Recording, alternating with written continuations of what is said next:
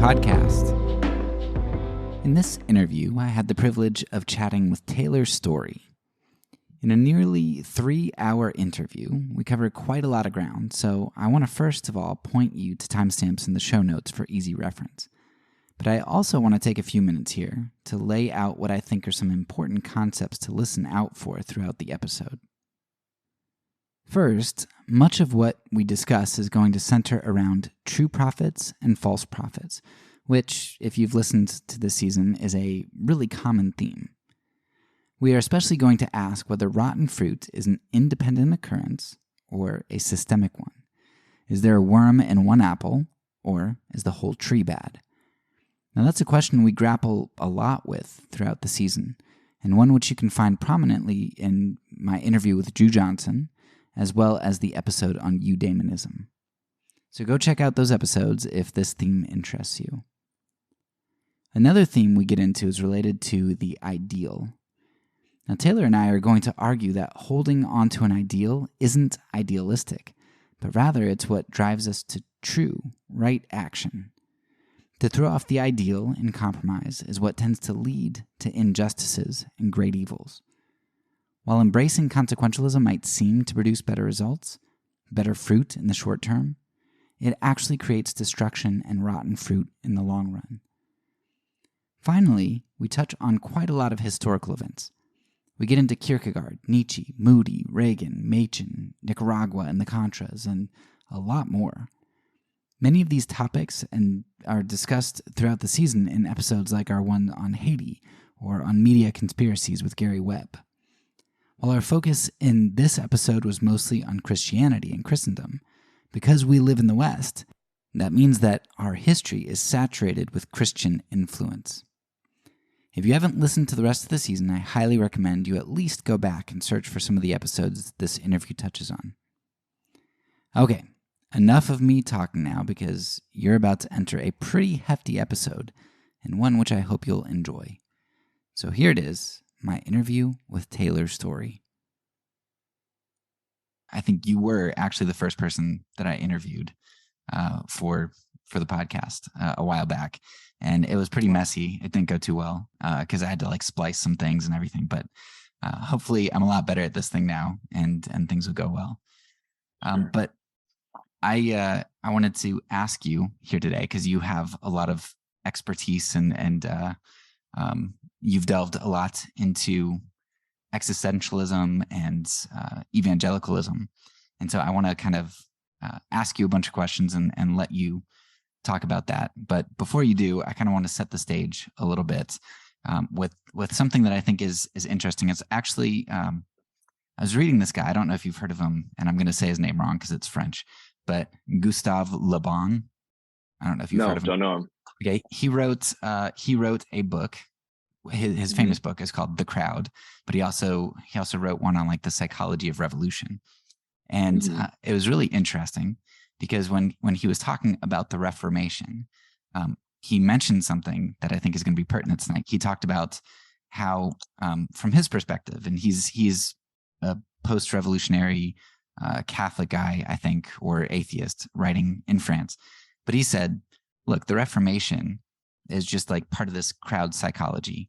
And essentially what they did is, okay, you had a bunch of people who maybe really were convicted, like Luther, about certain ideas. But what you ended up having is it gained a lot of momentum because you had people like princes who co-opted this movement because they were self-interested parties. And what the princes got from it was they got power away from the church. They wrested power from the church.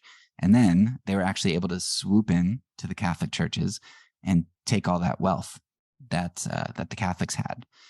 And it was interesting because, I'd read some other works on Luther and Zwingli. And what was interesting to me was, they ended up persecuting these Anabaptists, these people from, they were called the radical reformers, who were like, hey, look, your Reformation isn't good.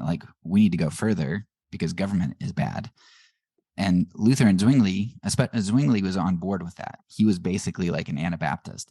But when he saw the tides turning and the princes kind of getting involved, the princes saved Luther, and Zwingli's like, I better get out of this radical Reformation. And so he ended up actually swinging and killing the very people who he was once a part of. He was a pretty big jerk. He said, "I'm going to give him a third baptism," because the reformers, they baptized their infants, and you have the radical reformers who baptized as adults, and then he's like, "Okay, we're going to drown him. Like we'll execute him by drowning and give him a third baptism." So anyway, you have people like Zwingli and others who are basically turning to the state because it gives them power, it gives them safety. And so I'm part of a Reformed denomination. We use the Westminster Confession of Faith. Are you familiar at all with that? Yeah, I actually did the Westminster Catechism way back in the day. Okay. Yeah, our church is that's a pretty revered document.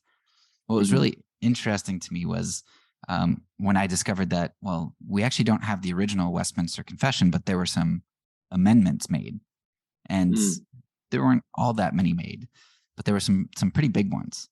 All right, one of them was on the civil magistrate in section 23, and in the civil magistrate, they used to say, hey, the civil magistrate needs to protect the church, the peace and purity of the church, and they can call synods and all that kind of stuff.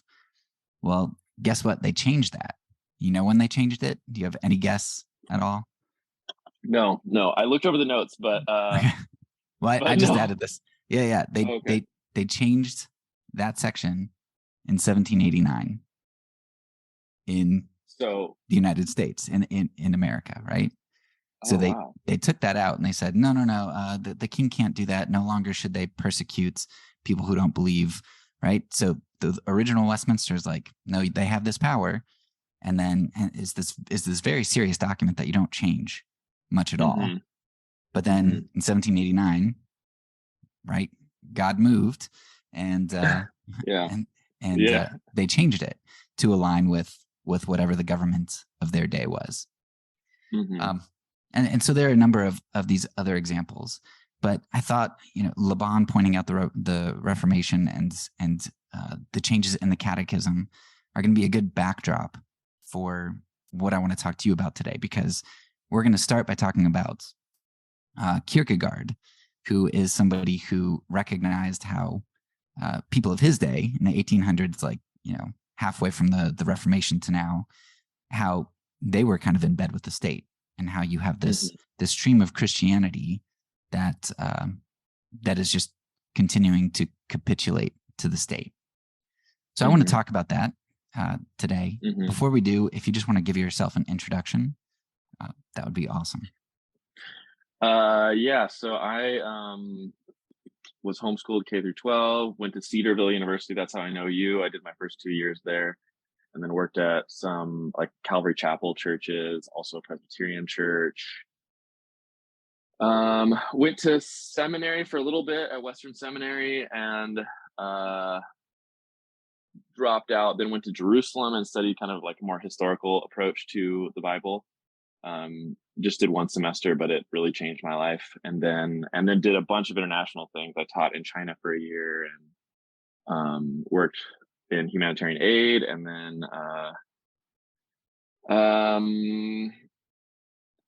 fell into installing solar and wanted to go back to school. So I went back to school in Germany, in Potsdam, which is like right outside Berlin. I took classes at Humboldt zu Berlin. And one night I was having beers, and I walked outside the bar and I saw a plaque that said, "This is where Soren Kierkegaard lived." And I was like, what? Soren Kierkegaard lived here? And then I did a bunch of research and found out that he spent about the same amount of time, 3 years, studying in Berlin, I think on 2 different occasions. And then I think I had a similar process with Christianity, that I was raised in the fundamentalist side of things and was a little bit disillusioned with that, especially as a result of studying historical Bible stuff, what's called historical criticism in the academic fields, but is what I kind of studied in Jerusalem. And I just didn't see it kind of lining up. I didn't see it being good news. And so I thought I was going to distance myself, but actually Kierkegaard kind of brought me back. A lot of things brought me back when I was in Berlin, but Kierkegaard's training in Christianity might be the single thing that helped me the most. Another friendship with a friend, that we talked a lot about a lot of things, but yeah. So yeah, now I finished the master's. It took me a long time. And I wrote about, I guess what we're going to talk about today, which is, I titled the thesis, I think, History of Colonizing Christianities, which is kind of this in bed with the state thing.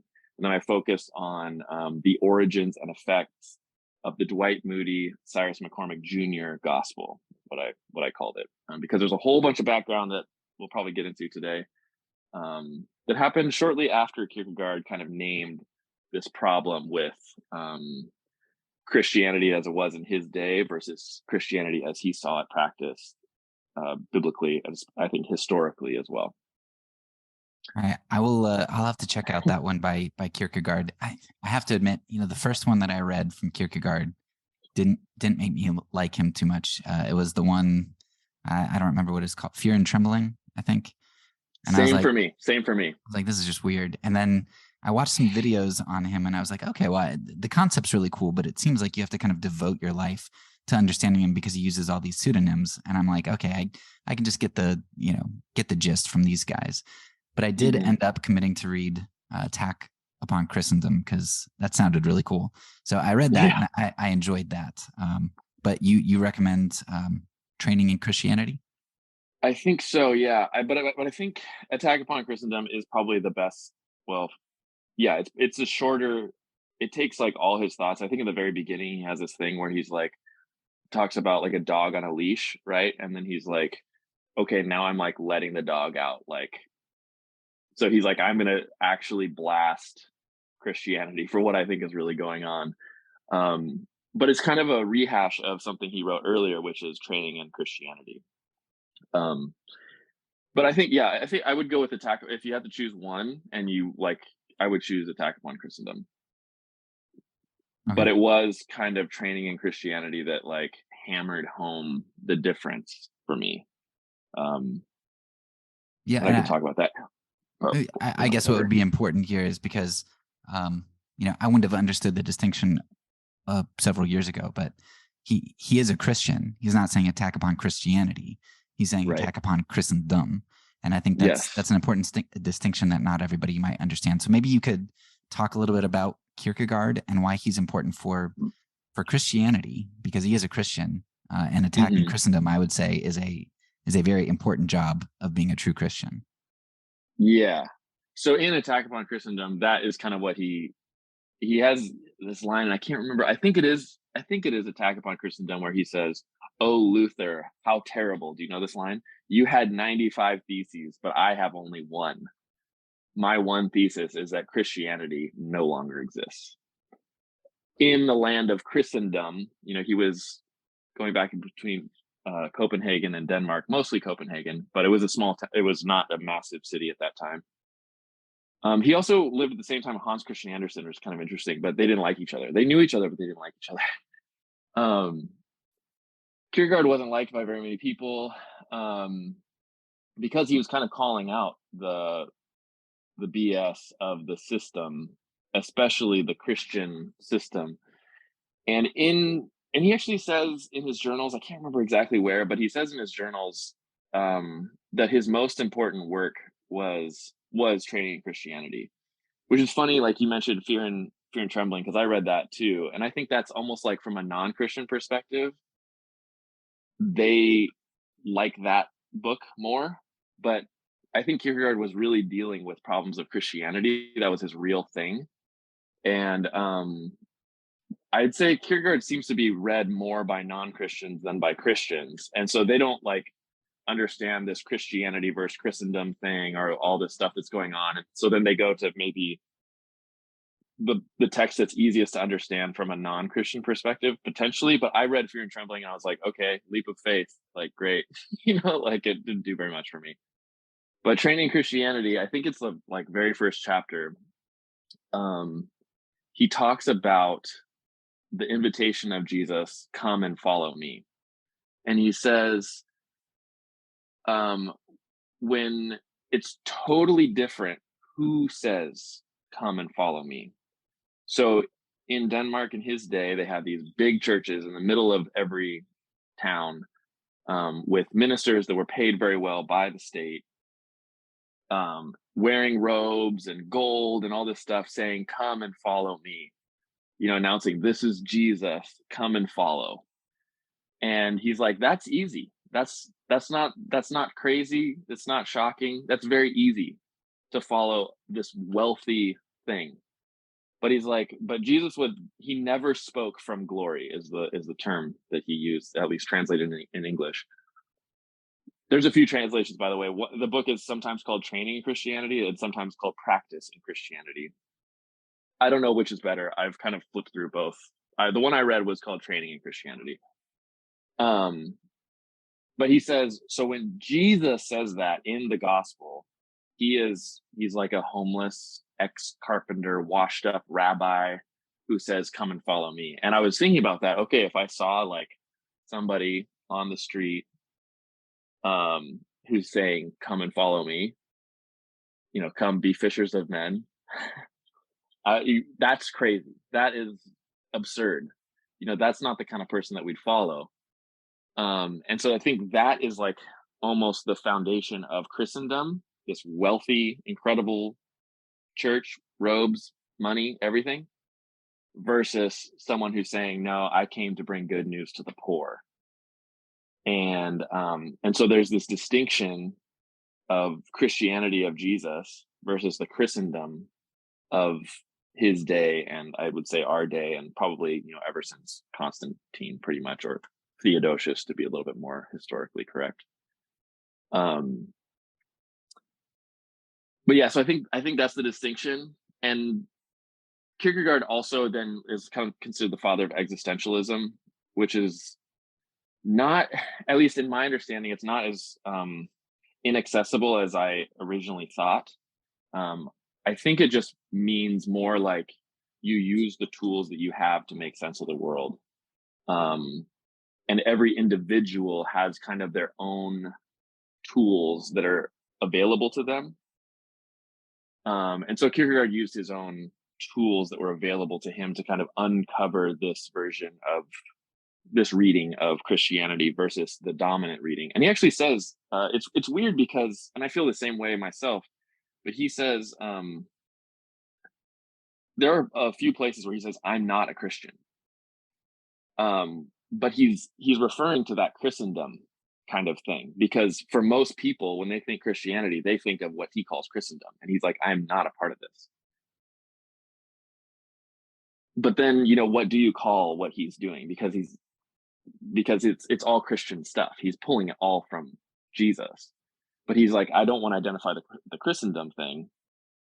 There's one part he said like something like, I think this was in the like weird title thing, like Philosophical Fragments or something to this effect. But he says the difficulty in previous times in being a Christian was that you had to become a Christian. But the difficulty today is that in order to be a Christian, you have to leave Christianity. But he's again talking about that Christendom thing. He's like, in order to be a Christian, you have to leave Christendom. And that is the hard part. So, it's like the word, and it doesn't mean, people for the vast majority of people, Christianity means the thing that they see on the corner. But then for him, it meant something quite different. And yeah, I loved that distinction of Christianity versus Christendom. So that helped me a lot. And then what's weird is that he was extremely influential with especially that existentialist trend, which is probably still the most dominant thing in at least European philosophy, I think. I don't know if within the United States we have more of an analytic perspective, and I don't think that existentialism is so dominant, but I think it is in Europe, at least the mainland, the continent of Europe, not so much England perhaps, but Germany, France, Netherlands, Belgium, etc., like that. Yeah, so my impression just to kind of maybe summarize and pull some things together. My impression of what Kierkegaard does, and maybe going back to the introduction with the reformers and everything, is that when the reformers sought to reform, they reformed some theological things, and it seems like a big deal to us as Protestants. Like, man, they got rid of icons, and those are big things in some sense, like in a visual sense. But the structure was still there, because now you basically just have a church that has its wealth and power, just with different groups of people under slightly different theologies and stuff. So it really wasn't all that revolutionary. What Kierkegaard does is far more revolutionary. And maybe, I don't know where the Anabaptists would be in this, because you've got nonviolence and certain groups throwing off the state completely, which is pretty revolutionary. You've got, I think it's the Hutterites or whatever, who share their wealth in common. I mean, the Anabaptists are doing some pretty revolutionary things, the various sects. But that's more like, I guess, what we see in Jesus, and that's something that started me down this path, was when I was like, man, everybody wanted to kill Jesus. People want to kill Christians in other countries. Like, why don't people want to kill me? And like, well, because we're part of the power system, and we're not revolutionary. We really aren't. So I don't know, maybe where we would go with this is, one of the themes that I've had throughout this season is kind of a false prophet versus a true prophet. And I think it was you who shared Reinhold Niebuhr's article, The King's Court. I don't think so. I mean, I respect Niebuhr a lot, but I don't know that much about him. Okay, well, he had this article like called something like The King's Court, but basically he's talking about how I think he was referring to Billy Graham when he was writing, but he's basically saying, you look in the Bible, and the prophets who are in the King's Court aren't the good ones. The prophets who are in the wilderness tend to be the ones that are the good ones, because getting close to the power is not usually good. So I would say that Kierkegaard, there's a lot of self-sacrifice that he had to do. He knew what could happen because of his ideas. And he seems like a true prophet, because he's not calling people to easy things, and he's not speaking from a position of power. He's speaking from a position that's going to probably have people throw stones at him. Maybe you could talk about the importance of Kierkegaard as a true prophet as compared to false prophet. Yeah. I was doing more research on the Kierkegaard thing, and this kind of pulls a little to the side, but I was just trying to find like a historical line, like, okay, Kierkegaard influenced who, and there is like a big historical line, but then this idea of kind of two Christianities, one of like the more powerful Christendom, but then another one that's a little bit harder, more prophetic, to pull from one of my favorite, one of the most helpful people, Cornel West, talks about the prophetic versus the Constantinian versions of Christianity. And that would, I mean, it's like, as you read deeper, you find it everywhere. So Niebuhr saying this thing about the King's Court makes so much sense. But actually before Kierkegaard, because I think he wrote that Attack upon Christendom, which, by the way, it's the one thesis is that Christianity no longer exists. And his one task is to reintroduce Christianity to Christendom. And then he wrote Sickness unto Death and Training in Christianity, intending for them to be one book. And that was going to be subtitled Reintroducing Christianity to Christendom. That was his so Sickness unto Death and Training in Christianity were supposed to be together with that subtitle. I can't remember what he's going to call it, the title, but yeah, then it ended up getting split up and whatever. But he said that in 1855. In 1845, Frederick Douglass wrote his autobiography. He wrote it like 3 times, but his first autobiography, and at the very end of it, he wrote I think it's called the appendix, and he just says, "What I have said respecting Christianity, I intend only to apply to the slave-holding Christianity of this land." not of the pure, peaceable. Can't remember all the adjectives he used to describe Jesus, but he's like, I consider them completely diametrically opposed system, the slaveholding Christianity of the United States versus the pure, peaceable Christianity of Christ. So then he has, and that was the earliest I could find of this two Christianities idea, 1845, which incidentally is the same year that the Southern Baptist Convention left the American Missionary Baptists, because the American Missionary Baptists decided that they were not going to allow slaveholding pastors. And so all the slaveholders left the American Baptists to start the Slaveholding Baptist Convention, or Southern Baptist Convention, in 1845, the same year that Frederick Douglass wrote that thing about slaveholding Christianity. But it's very profitable. Slaveholding is extremely profitable. I feel like we don't acknowledge. And powerful Christianity in general is extremely profitable. And we forget that power can do a lot of things to justify itself. It can do a lot of charity to justify itself. I could talk about George Whitehead for a minute if you wanted, but because are you familiar with that story? I don't think so. Or it's Whitefield, actually. George. Yeah, Whitefield. Yeah, he got slaves in order to fund an orphanage. Is that right? Yes. Yeah.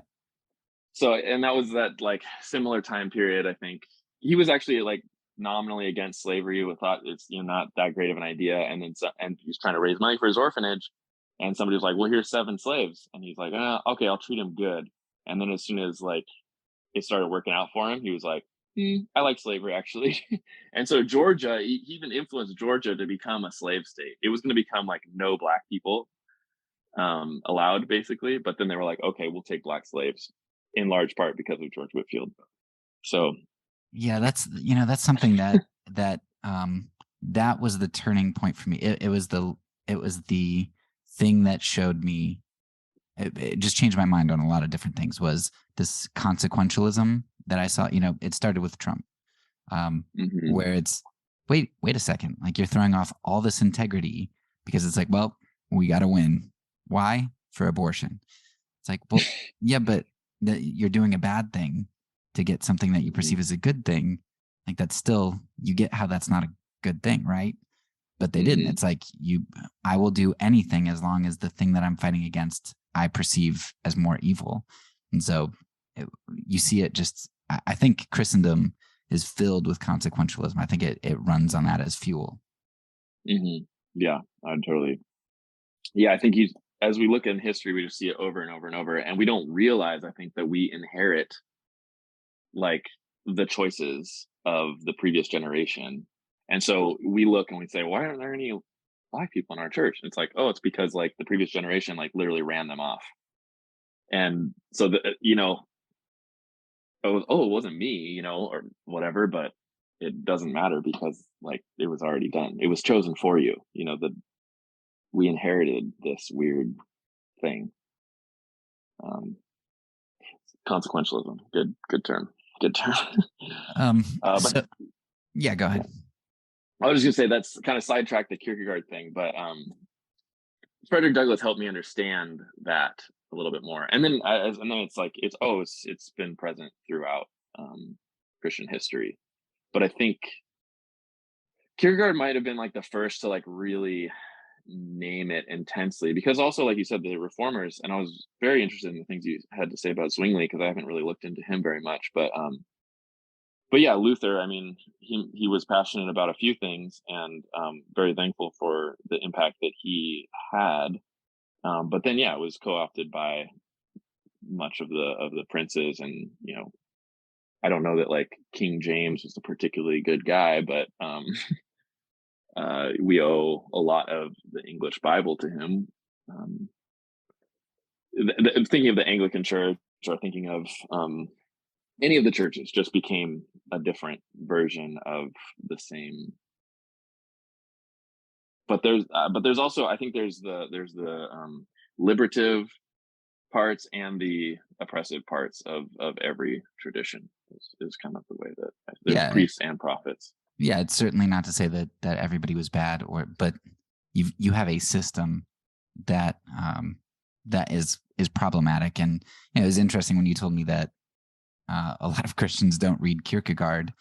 That this Christian who has this internal critique, and I think people are doing the same thing with people who are deconstructing today, where it's like, well, Mm-hmm. they're not really Christians, so I don't have to listen to their critique because they're not true Christians. Mm-hmm. It's nice to be able to dismiss, so you don't really have to listen to those critiques and maybe change and apply. Mm-hmm. So, kind of running with that a little bit earlier, we talked about brought in consequentialism and talked about how Kierkegaard is I perceive him as a true prophet. Mm-hmm. He might not have been right about everything, but he was trying to get the church right. Mm-hmm.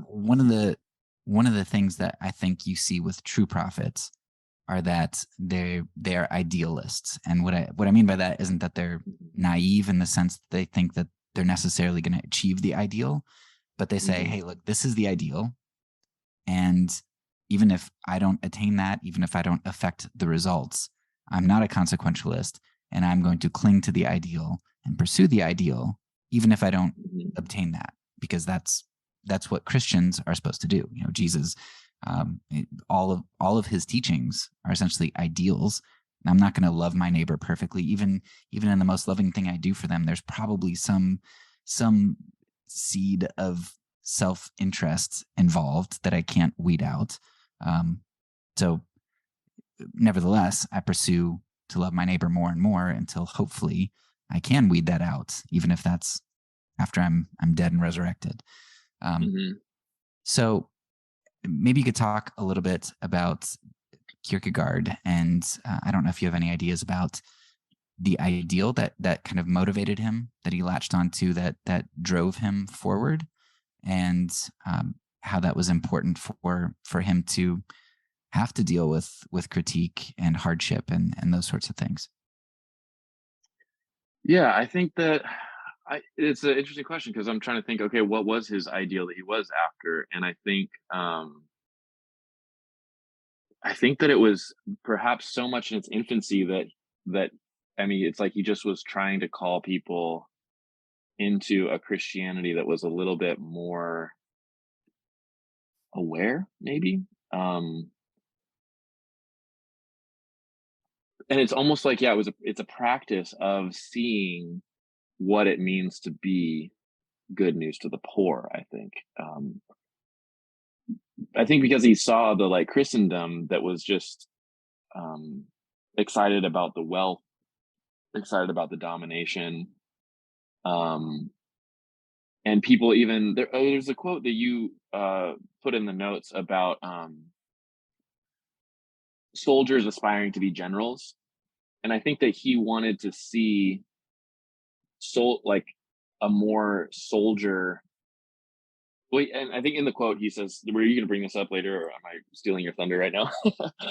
um, because he said something about like not every soldier can be a general, but like the best soldiers, like everybody wants a soldier that aspires to be a general, but he's like 99% of the soldiers are not going to become generals. So why do we like put this fantasy on the soldiers to like fail to? And what if we focused on becoming a more uh working class? Uh there's a door that's about to slam right now.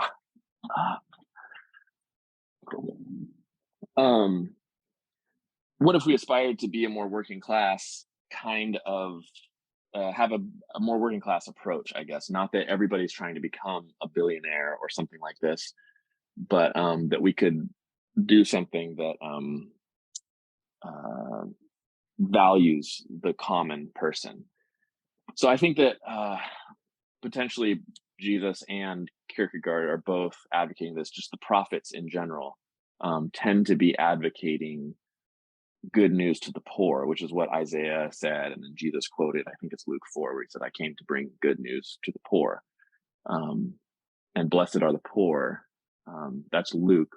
Matthew, of course, has the in spirit part, but then Luke doesn't. He just said, "Blessed are the poor," and then "Woe to you who are rich." So that's another part that I feel like never got mentioned that much, but in the Christianity that I grew up in, that there is like this poor and rich distinction. Um, and I think that Kierkegaard was trying to bring that in. And it's, it can be scary for some people, but Kierkegaard and Marx both studied in Berlin at the same time in the same place. Kierkegaard interacted a little bit more with Feuerbach, who was like a little bit more focused on religion. But Kierkegaard and Marx also have the same birthday, May 5th. So Marx emphasizing this like workers thing, and then Kierkegaard advocating this like poor version of Christianity. I'm not sure that they're so different. And there is like a weird part where Kierkegaard says that it's also in his journals somewhere that he talks about like the secret that he never let out, except in one place, this one like book on Adler, it's called. And so I dug into book on Adler and was trying to think, what is the secret that he's talking about? And he makes a reference to Feuerbach, Feuerbach, who in many ways like kind of ended the liberal version of Christianity, is kind of like before fundamentalism kind of ever became a dominant thing. It was kind of like Schleiermacher is the father of liberal Christianity, which is kind of like individualist. I don't know. It's hard to like summarize really shortly. And as soon as you start to talk about Kierkegaard, Feuerbach, Schleiermacher, Marx, everybody has like their thoughts on what each of those people were trying to do. And mine is potentially a little bit nuanced, but I think that Kierkegaard wanted to be the Feuerbach who stayed Christian. And in a way, Karl Barth he brings a bunch from Kierkegaard. He was a big fan of Kierkegaard. As far as I'm aware, I mean, there's probably a lot of Barthians out there that could do better on that topic than I could. But I think what Barth actually has a intro to Feuerbach where he says, yes, Feuerbach was right about Schleiermacher's Christianity. But he has not approached like the Christianity that Barth is talking about and Kierkegaard is talking about. So, and Marx builds off of Feuerbach's understanding. So anyways, I don't know, going into the weeds with that again, which is a thing that can happen. But what was the question again? Where were we? It was Kierkegaard's ideal, what drove him. And yeah, I think you've been saying the poor was influential significantly. I think that's the gist so far. So yeah, and I think that this like Feuerbach and Marxian, potentially more the ideal of Marx, not that he obtained it, but I was thinking as you were talking, I was thinking about Philippians 3 the whole time, where you said, because Paul says, was it, I aspire to the resurrection of Christ and a fellowship in his suffering.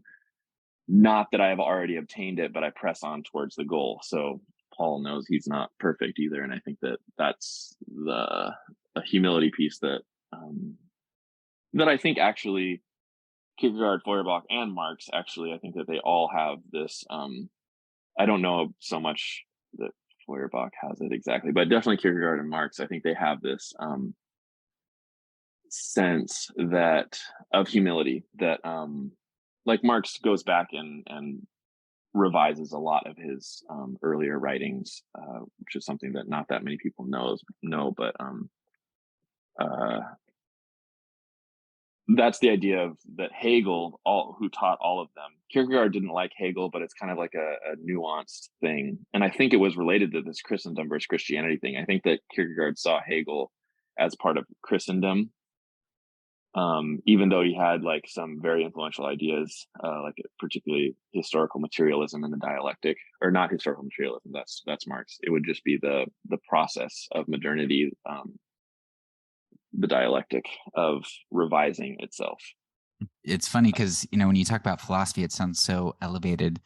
But then when you start comparing philosophers, it sounds like a soap opera. Yeah, totally. I mean, I think it is. I think it is. and it sounds elevated. And I was like, oh no. And if you are in those academic circles, man, oof, I don't, it's the same as like a Christian thing. Like how many angels can you fit on the head of a pin, and it's like, oh my gosh, like I don't think this even matters. And it's there's a lot of that. But I think once you are able to kind of get a grasp on something like Kierkegaard's idea of Christianity, I think that but Kierkegaard was very much like individualist. I don't think he I would almost say he's like a Christian version of Nietzsche in a way as well, which a lot of people probably wouldn't like to hear, but I read Nietzsche as much more Christian than many others do. Like I think that you could put this Christianity versus Christendom idea on Nietzsche, though he is in a time period where he thinks that there's no reintroducing Christianity to Christendom, and he wants to scrap the whole language. He wants to scrap the whole thing and start over. Whereas Kierkegaard thinks that the Christian project can be reintroduced. Yes. So, and yeah, go ahead. Yeah, I want to go back just a little bit. It was interesting how you pulled out the poor from that quote on the military, whereas I kind of read a little bit further and pulled out a different emphasis on the end slightly. Yeah. But it reminds me a little bit of what you said with Paul in Philippians 3, where he knows he's not going to obtain perfection, yet he pushes on towards the goal. And at the end of that quote that you were referencing with the generals and the enlisted men, Kierkegaard goes on to talk about how he's like, look, if the enlisted people don't desire to be generals, if everybody just enlists and they're like, well, I'm happy where I am, no moving up the ranks, I'm good. He's like, what kind of army are you going to have? You have all these unmotivated people who aren't becoming better soldiers, who aren't getting smarter, who aren't, jumping through the hoops of discipline that get them better. He's like, they're all going to die in the trenches, or that's what I envision. Because then he says that basically the church is saying to these people, hey, be tranquil. You're just like all the other soldiers. You're just like everybody else. You'll become blessed just like everybody else. No need to progress. And he says that that's a euphemism for, you're all going to hell like all the others, but this truth won't produce any money, and the other teachings pay brilliantly, to tell people that they're fine just where they are. And so that's what, in my mind, the ideal, maybe poverty was kind of a driving force socially for him, but it seems like, bringing up individualism, it seems like this individuality of, don't be like one of the masses.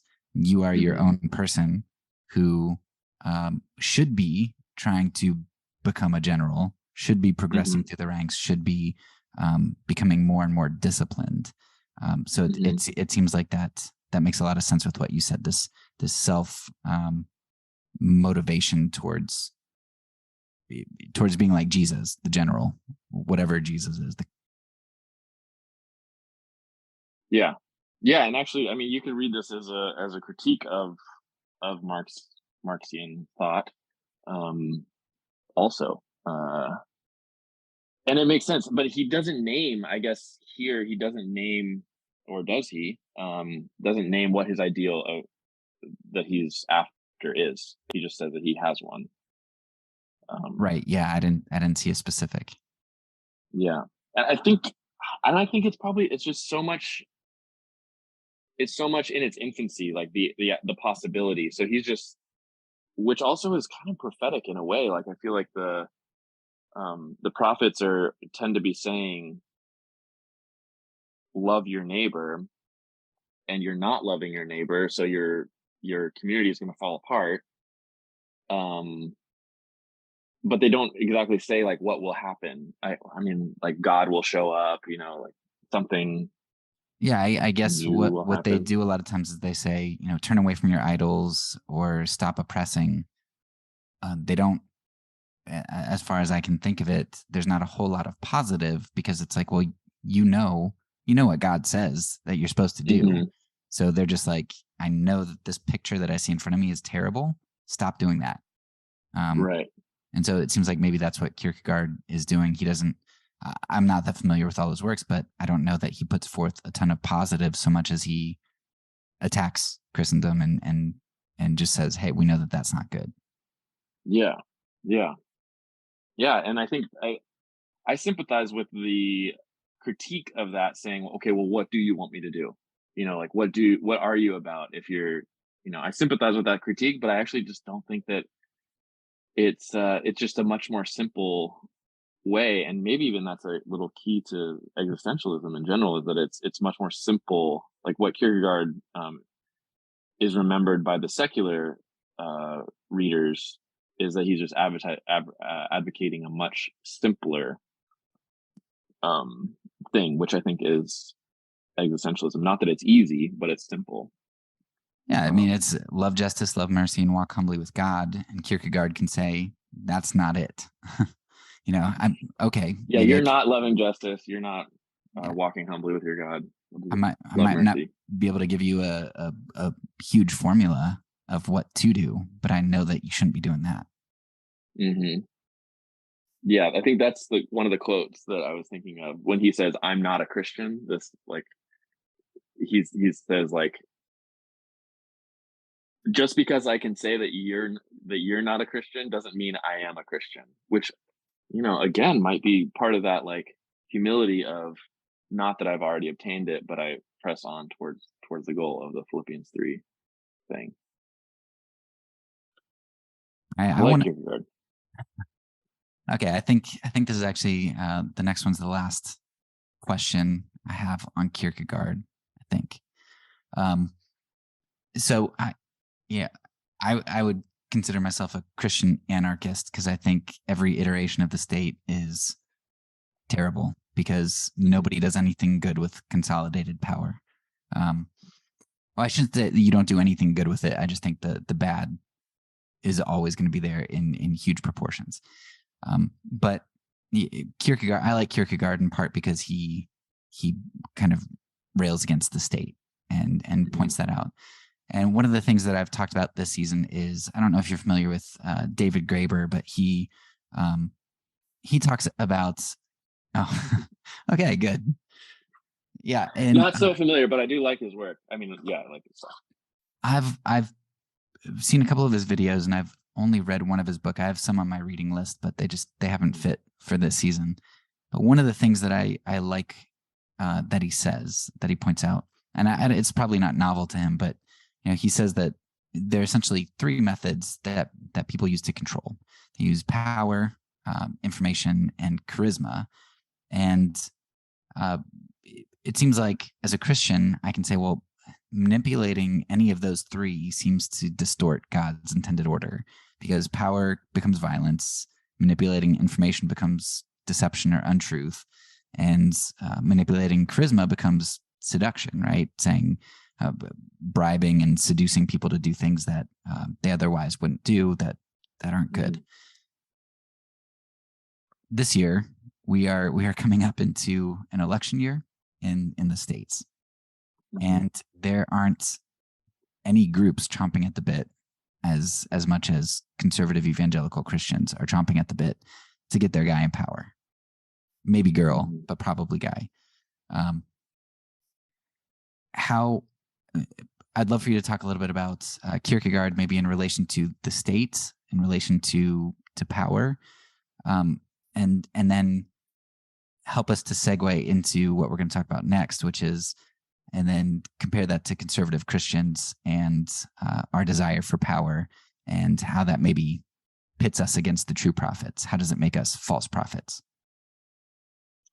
Yeah, it's interesting because I think that Kierkegaard's language gets co-opted by the conservative Christianity, whatever word we're going to use for that.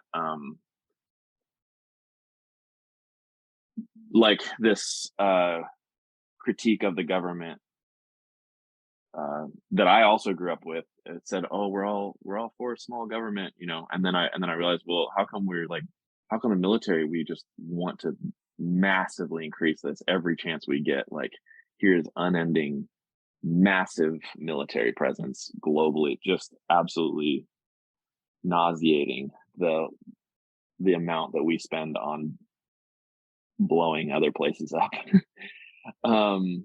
And so I was like, that's not small government, you know? And so I became like a libertarian, like pretty quickly. I don't think that they have a very good, like later, I kind of came to the conclusion, I don't think they have a good answer for wealth inequality. And I think that that's probably one of the biggest problems we have today. So I don't identify as a libertarian anymore, but if coming from the Republican or conservative Christian perspective, I think that they co-opt this language of being against the government, which Kierkegaard certainly was, and it makes sense to have a kind of Christian anarchism and be connected to Kierkegaard. I think you can get that from Kierkegaard. And David Graeber, also very historically informed anarchist perspective, that isn't so crazy as I inherited the idea that anarchism was so crazy, but it's actually like makes a lot of sense. So it makes sense to me that Kierkegaard, but then thinking of the religious right and their demand for power, I think that especially if you look at the Southern Baptist Convention being the slaveholding Baptist Convention, they are not anti-government. Actually, they are very pro-government. And they left they left the American Baptists who wanted to critique it a bit more. And yet they would now say, oh, we're critiquing, we want to drain the swamp. Trump wants to drain the swamp, but it's almost like the little bit of kind of civil rights things. I think that is what they're actually draining. We know, we're going to talk about, I guess, the historical stuff. But the conservative Christians, Jerry Falwell in particular, got his start by being anti-civil rights, by saying that God ordained the separation of Black and white people, and that the decision to desegregate was anti-God. And then he started what became Liberty University as a whites-only segregation academy, like pretty openly. This is like they pulled their students out of the public school and started these segregation academies, and it tends to be Christian academies. What Christian meant was a segregation academy in most places. So their critique of government is actually the critique of like a little bit of justice being inserted. I don't know that desegregation was done perfectly. I don't think that it fixed many problems in the United States. I don't think that putting a Black Lives Matter sticker on your car is particularly effective at adding much justice to our world, but I think it's a little bit better than advocating segregation or saying we're not going to address those kind of social things.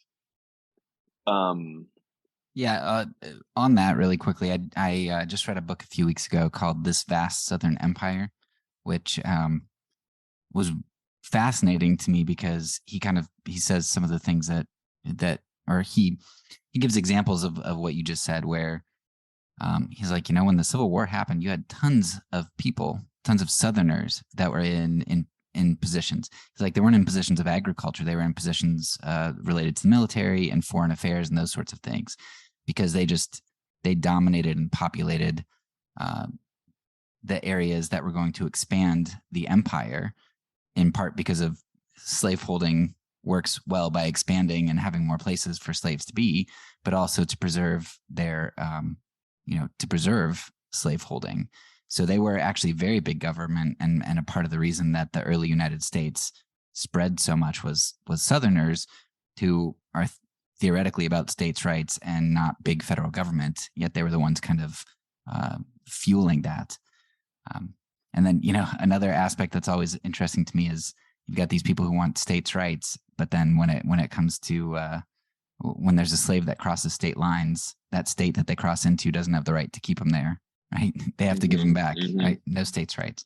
So yeah, exactly what you said makes a lot of sense. I grew up small government.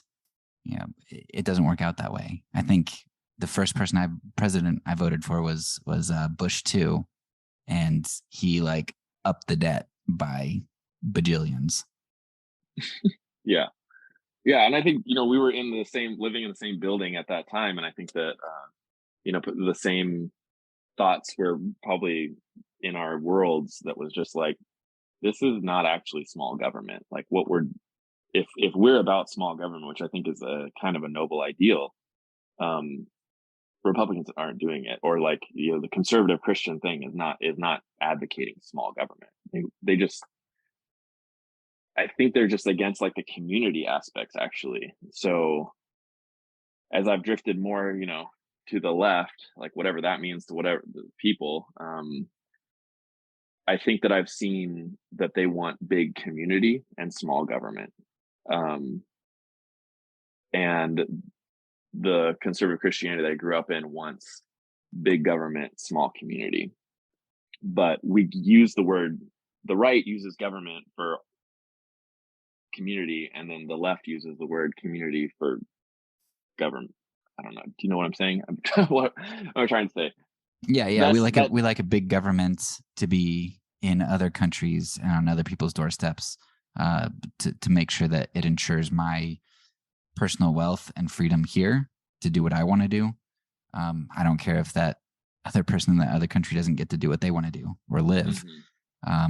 But you're saying for the left, it would be more like, no, keep our military here. Let's spend on making infrastructure better. Let's spend on childcare so that we can help parents out in communities. Yeah. So that's the way I see it now. Like I'm for small government, big community. But I feel like that was flipped. There's no distinction between community and government, I suppose. There's not enough of a distinction. And then I think the centrist perspective is maybe more dumb than both, which is like, maybe we can just have a little bit of slavery. How about that?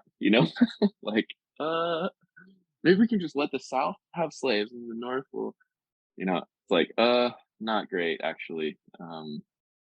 But what if we just stick a Black Lives Matter sticker on, what if we rename the street after Martin Luther King? How about that? Like, it's not gonna, probably not particularly a good symbolic victory, but it's not very much significant. All right. I want to build a bridge now to the next century. Well, I guess it's kind of partly the 19th century, but going into the 20th. Yeah. And this is more your wheelhouse, so I'm sure you'll have at it here. But for me, I'm still an evangelical. Like you said, I don't know what to call myself. Am I conservative, evangelical? Like, it depends. Are you talking theologically, morally, various sorts of things? I don't know what I am, but I am in an evangelical denomination, and I agree with a lot of the theology. But the orthopraxy, I have some big problems with. And so I want to focus on that group. We could focus on where Kierkegaard goes for a lot of different groups of people, but this is my group, and I want to create some internal critique for myself and for my group. So I want you to maybe build a bridge from Kierkegaard into the late 19th century and early 20th, and get us to the rise of fundamentalism, which then will lead into evangelicalism. And specifically, I know you like to bring up Dwight Moody, so maybe have him as a main character here. Yeah. So this is kind of like the master's thesis that I wrote was, I discovered a book called Guaranteed Pure by Tim Glegg, talking about Moody Bible Institute and business and Christianity and how it all tied together. And he just had like kind of this like half chapter, so talking about the Haymarket affair and how Dwight Moody was a big winner in that moment, because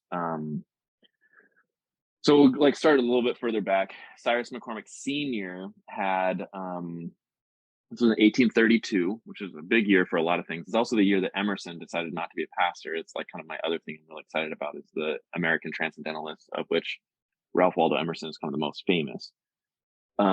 He decided to not be a pastor anymore, to be a better pastor is what he wrote in his journal that year.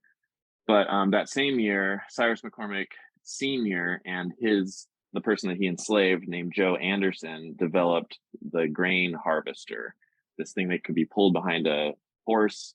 And it was kind of the first year that it was successful in accomplishing what they wanted it to accomplish, which was just a massive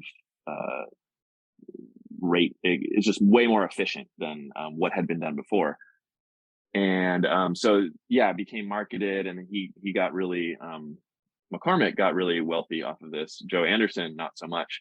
But what McCormick Sr. did with a lot of his wealth was he tried to advocate for the slaveholding Christianity. He even started a seminary in Chicago called McCormick Theological Seminary, that was intended to be kind of a bastion of Southern slaveholding Christianity in Chicago in the North. He went to Chicago because it was geographically well situated to get his, he could get wood and resources on, is it Lake Michigan, the Great Lakes? Let's just say the Great Lakes. I don't know. I've never been to Chicago. Only one time it was the airport. But it was well situated to get his harvester to farmers west and the resources that he needed to build lots and lots of these grain harvesters. And he used that to advocate against Abraham Lincoln. In fact, they were born, I think, in the same year, and they just like butted heads constantly, McCormick Sr. and Abraham Lincoln. Eventually, McCormick, even his theological seminary, ended up turning on him. They started becoming abolitionists, and he'd pull his money out, and he was like kind of upset that he was creating abolitionists by advocating Christianity. So yeah, I think that's a cool part of the story, that it kept flipping on him. And eventually he loses, right? And Abraham Lincoln issues the Emancipation Proclamation. And so Joe Anderson is freed, and McCormick Sr. he did buy a house for him somewhere. I'm not sure where, and Joe Anderson like dies in obscurity. And McCormick is obviously still a big deal. He passes off his grain harvester thing to his son, Cyrus McCormick Jr. And one of the first things that Cyrus McCormick Jr. does is he starts bringing in like all these kind of machines so he can make, he's way more profitable than he was before, and he needs less people, and even the workers that were there are becoming more and more efficient. And they're saying, hey, what if we have the 8-hour workday? Because we're good at what we do. We don't need to work these 10-hour days, 6 days a week anymore. And it would probably be better for our community if we had more time to do things. And McCormick Jr. was like, coming from the slaveholding Christianity, I think that the origins of McCormick's thing we owe to a lot to his father's slaveholding Christianity perspective, that God gave me money and I get to choose how I spend it, and more profit is good for me, more money, and so more charity potentially, or not, whatever the case may be. And so he decides to fire half of his people and make the rest of them work more and harder. A lot like Pharaoh and Moses. But Cyrus McCormick Jr., like his father before him, is advocating, he's using Christian words to do this stuff. And he has a good friend named Dwight Moody who keeps saying, I want to start a Bible school to advocate this personal, plain, practical approach. And so the people of Chicago protest on May 1st, 1886, becomes a big deal. We celebrate that here in Europe. I think not so much in the States, huh? It's so weird. Yeah, it's very weird. And in fact, Joe Biden, the Marxist communist that apparently he is, I don't think he has anything to do with any of those things, but he actually declared May 1st Loyalty Day. So it's not even, they want to distract from this event. And what happened was the people of Chicago are protesting, the workers of Chicago are protesting and saying, this is unjust.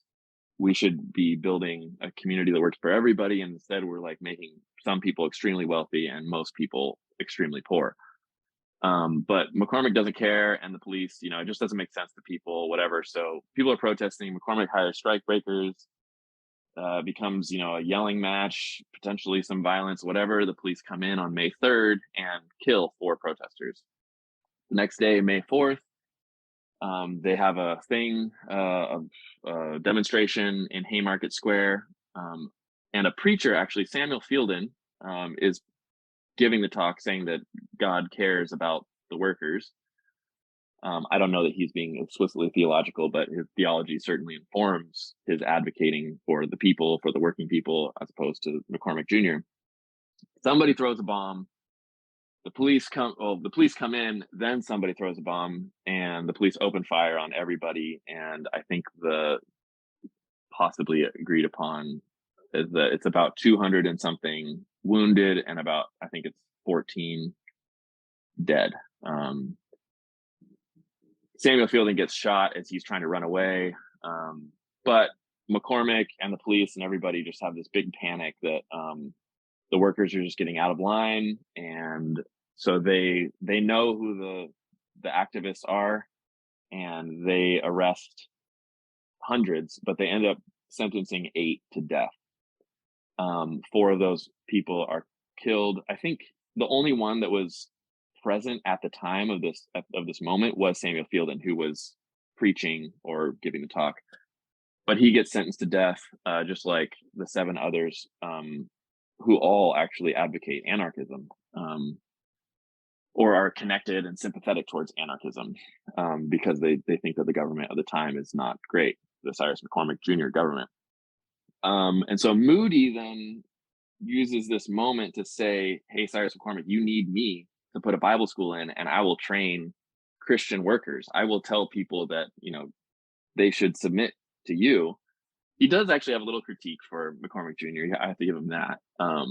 Like, he thinks that the firing of half of the workforce was pretty unjust. Cyrus McCormick's mom also says, yo, that's not that cool what you did, and you're going to create problems. But he kind of just goes for it and like does the hard thing and fires everybody, and then kind of slightly moderates, but not really. So then Moody, then with this massive, I think it was like $100,000, which is, a lot at that time period, starts the Chicago Evangelization Society, which we now know as the Moody Bible Institute. It's renamed when Moody died to the Moody Bible Institute, 1899. He died December 1899. Actually, big controversy moment, but we won't get into that. So you have the Moody Bible Institute, but it's the Christendom. It's Cyrus McCormick Jr.'s version of Christianity, not Samuel Fielden's version of Christianity.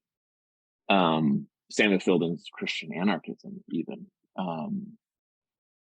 So from the Moody Bible Institute, they hire Reuben Archer Torrey. Reuben Archer Torrey actually gets mixed up. That this is a scandal. The scandal is that he didn't believe in medicine at the time period, and so his daughter got really sick, 8-year-old daughter Elizabeth, and he said, "I'm just going to pray. God is going to heal her. I'm not going to give her the medicine." And at the last moment, he realized, oh my God, I think she's going to die. Calls in the doctor. The doctor comes. It's too late. The girl dies. 8-year-old girl dies. And everybody that knows the situation is just like, what are you doing? Dwight Moody was not against medicine. In fact, he was like, we need to medicine is a good thing. We should bring this in. And so he differed with Torrey on this. That's why there was a big controversy at Moody's death. And Torrey actually decides that it was his wavering is what killed his daughter. So his lack of faith in the last moment, he called in the doctor and he said, that was my problem. God was going to save her, whatever. But there's a disagreement and problems. And so Torrey needs out. He first goes on a world speaking tour. He speaks all over the world. But then this guy named Lyman Stewart, who is very wealthy from 76/Union Oil, he's a Pennsylvanian, but living in Los Angeles and upset at, he's trying to control Occidental Bible College, which is it's a very prestigious school in Los Angeles, and he was donating $3,000 a year to their Bible department. He wanted like a Dwight Moody style Bible department at Occidental College, but the people were like, no, you can't just donate money and then dictate who gets hired, who gets fired, etc. So he says, all right, screw you guys. I'm starting my own Bible Institute. I'm going to call it the Bible Institute of Los Angeles, modeled after the Moody Bible Institute. I like what, Cyrus McCormick, and I like Dwight Moody's version of Christianity. So let's do Biola, is what it's today called, Biola University. And then he hears a guy named Amzi Dixon, whose brother is Thomas Dixon, who wrote a book called The Klansman. And basically Thomas Dixon was kind of the book, The Klansman, then becomes an early movie called Birth of a Nation, which like revitalized the KKK. So Thomas Dixon's brother Amzi Dixon is a preacher that Lyman Stewart polls and says, okay, R.A. Torrey and Amzi Dixon, I want you to create these documents that are basically Moody's Christianity, but like none of this like social stuff. We don't want people advocating like the Samuel Fielden thing. Of course, they don't know who Samuel Fielden is, but none of this like Christian anarchism, none of this Christian advocating for working people. They need to submit to the divine authority that those of us with money have. And so Lyman Stewart pays for 700,000 copies of these to be sent to everybody that they can get an address for, and they're called the Fundamentals, which is where we get the term fundamentalism from. So I want to make sure that I'm understanding this, because there are lots of names and things thrown around. Yeah. So tell me if the summary is correct. The brother or cousin, I guess brother, of the guy who made the film Birth of a Nation that revitalized the KKK worked with the like founder or whatever of Biola to create the fundamentals that basically jump-started what we know of as fundamental Christianity today. Yes. Yep. That is, yeah. And Amzi and his brother Thomas they're both Southern / slaveholding Baptists. So it's not crazy. Lyman Stewart and the McCormicks were Presbyterians. But Moody is basically the origin of non-denominational Christianity. So he's like, we're not going to mess with the denominational stuff. And so it was like the conservative Presbyterians and the conservative Baptists that were trying to build this movement of fundamentalists, and it didn't quite work out. And it really fizzled out at the Scopes trial when William Jennings Bryan, who's actually kind of a Christian socialist, he was very theologically conservative, but was for big community and thought that the government should intervene. It's a very weird thing. William Jennings Bryan, he had the whole thing at the Scopes trial, which was a controversy over whether or not evolution should be taught in schools. But Clarence Darrow, who was the attorney against William Jennings Bryan, he was advocating like that science, / evolution should be taught in schools. Ended up William Jennings Bryan didn't have like a good interpretation of Genesis chapter 1. He had a very face value interpretation of Genesis 1, and it just was seen as kind of a laughing stock. And William Jennings Bryan died 5 years later, which is crazy. He was 3-time candidate for president. He lost every time, but big advocate for fundamentalist Christianity, which is weird because he was also conservative theology, but more of a Christian socialism, which is also the same for the What Would Jesus Do person. His name was Charles Sheldon, is also an advocate of Christian socialism. That's what the What Would Jesus Do thing was about, to advocate for a society rather than profit, people over profit. So fundamentalism, though, defined, there are 5 points, which was inerrancy of scripture, which I think for them actually meant like Dwight Moody's. I call it the Moody McCormick gospel because I don't think it would have been a big deal if it was only Moody, but because McCormick was the funding behind it. So I think it was his plain interpretation. He didn't want to look at the historical, the social, or the literary context, which was what the seminaries were really arguing about at that time period. And Kierkegaard would have been, he wasn't in seminary, but he would have, he's advocating a historical or a social look at Christianity. Whereas the fundamentalists wanted to just get rid of that historical social thing and just think about, okay, I want to read this one verse and then say, what does it mean to me? And then that's how I'm going to go. So like, that's what the slaveholding Christians did as well. It's, Ephesians 6:5 says, slaves, be obedient to your masters. And they're like, that settles it. Slaves, be obedient to your masters, pro-slavery. Then you have to look at the Exodus and you're like, is the Exodus slaves being disobedient to their masters? Because, so I think that there's like the historical and social context gets discarded by the fundamentalists, and they start to, a big thing also, weirdly or not, was about the virgin birth of Christ, because historical and social scholars start to look at the Greek understanding of what it meant to be born of a virgin. Like Plato was considered to be born of a virgin, and it meant that he was like this elevated figure, and only Matthew and Luke reference the virgin birth of Christ. And so the historical and social scholars start to say Mary wasn't technically a virgin. This is Matthew and Luke's way of saying that Jesus is really important, that Greek people in particular would really understand.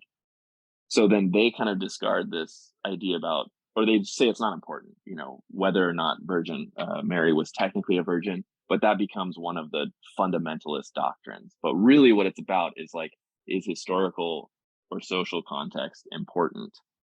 Literary context, is that important to understanding what the Bible has to say?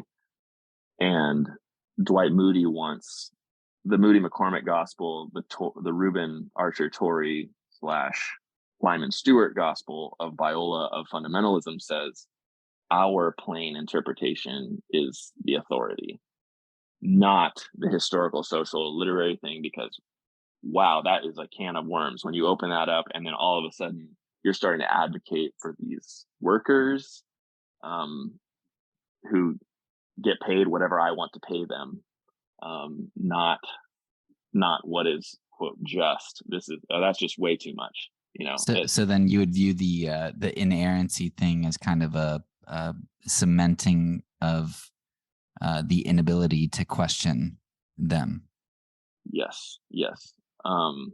So yeah, there's 5 points, and I have them here. I could pull them up real quick, but each of them, inerrancy is number one, but I think that's more Moody McCormick's face value interpretation, which also, I don't want to say literal also, because I think that literal is a problematic term, because I think I take the Bible very literally, but I disagree quite a bit with Moody and McCormick's face value interpretation. But most people like think of this in the literal versus metaphorical. I don't like to think of it that way. I think of it as face value versus socially, historically, and literary informed. But yeah, there's like 5 main points of fundamentalism, and it's really just trying to cut out that social, historical, and literary perspective of the Bible. Yeah.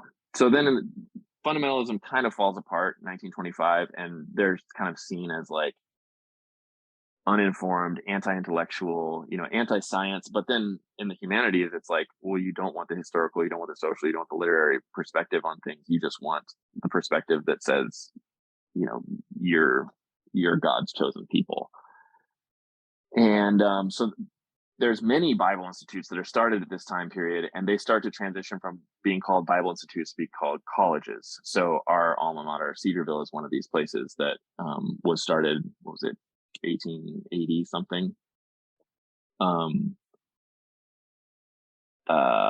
But it becomes Cedarville College at this point, rather than Cedarville. I don't know what it was originally called, actually, but there's a lot of these that were started to be fundamentalist kinds of places.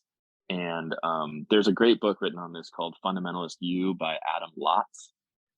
And he just kind of shows that like they were created to like cut out science, to cut out the wrong parts of history. It's very frustrating to me that I didn't know this before, because I would have probably chosen differently, even though I'm happy to have met you and happy to have met the people that I met at Cedarville. But it was kind of a university built on cancel culture, which I'm not really a fan of on the right or the left. But the right, in my living experience, the right has done much more canceling than the left has done. Whatever the left means, because I don't know that term, it means too many different things to too many different people. Same thing with the right too. We'll just be honest about that. But yeah, like these fundamentalism was basically just a cancel culture kind of a movement. Yeah, and it might not fit in because I don't really know that much about him, but I know somebody that you've talked about before was J. Gresham Machen, and I just looked up he started Westminster Theological, which is big in my denomination. He started that in 1929, so right after the Scopes trial and the fundamentals and all that stuff. Yeah, so I love the J. Gresham Machen story because it shows how much of a hypocrite he was. And it just illustrates so well. But he was probably the most. He was advocating with what's the other guy's name at Princeton. Princeton was the seminary that was like had the most Southern people at it, even though it's in New Jersey. But like the McCormicks, if I remember right, yeah, actually they both went to Princeton. McCormick Sr. and McCormick Jr., I believe, both went to Princeton, and it was kind of what's the terminology? It was I'm so disappointed I'm forgetting the names, because you would know this name. I think it was called Old School Theology or something like that. And there was this guy, I think it was Charles somebody, in the 1880s. So before. Was it Finney? Charles Finney? No, Finney. No, he's Spurgeon? He was an abolitionist, not Spurgeon. I forget the guy's name. He was at Princeton. Ryrie? No. There's a guy at Princeton. I think the movement that he was about was called, I think it was called Old School Theology. Like, let's see if it comes up. Princeton theology was a tradition of conservative, blah, blah, blah. B.B. Warfield. That's not the guy, but you heard of him before. Charles Hodge. That's what it is. Charles Hodge. So Charles Hodge and J. Gresham Machen were the conservative side of Princeton Theological Seminary, and Princeton wanted to become more open. Machen was not okay with that, and so he wrote kind of the defining book, I would say, of this fundamentalist versus modernist / liberal Christianity that was called, forgetting it now again, Christianity and Liberalism. I think that's what's called, Christianity and Liberalism. And his like thesis statement is that liberal Christianity is not Christianity at all. And I sympathize with him because I'm not a huge fan of liberal Christianity. But I am less of a fan of fundamentalist Christianity. And so he advocates, he's like going after kind of Walter Rauschenbusch, who I think is a pretty great, he was the guy behind the social gospel. So he's advocating the social context of Christianity, which is, I think, something that Kierkegaard also would have probably advocated. But the social gospel, just saying that God, like the kingdom of heaven should come to earth and we should change what's happening on earth. Whereas the fundamentalists tended to see everything happening after we die. Like there's a big part of fundamentalism was also dispensationalism, the like rapture idea. That was another thing that Lyman Stewart paid for, was this book by William Blackstone called Jesus is Coming. He also sent it out to everybody, and it was kind of like the Left Behind idea. We didn't have very much time. Jesus is coming back soon, so it's just all about like getting as many people to pray this Dwight Moody kind of prayer. That's what Christianity is about, and there's no time to do social stuff, and the world is it's gonna all be burned anyways, so don't worry about social stuff. just try to convert people. Walter Rauschenbusch disagreed, and he called his thing the social gospel. What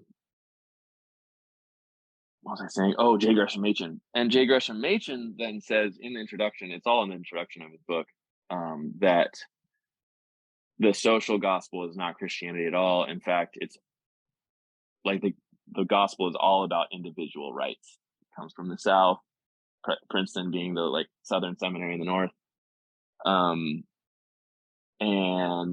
But then I was like, because I knew like he's writing this in 1929, right? So I was like, that was not long after women got the right to vote.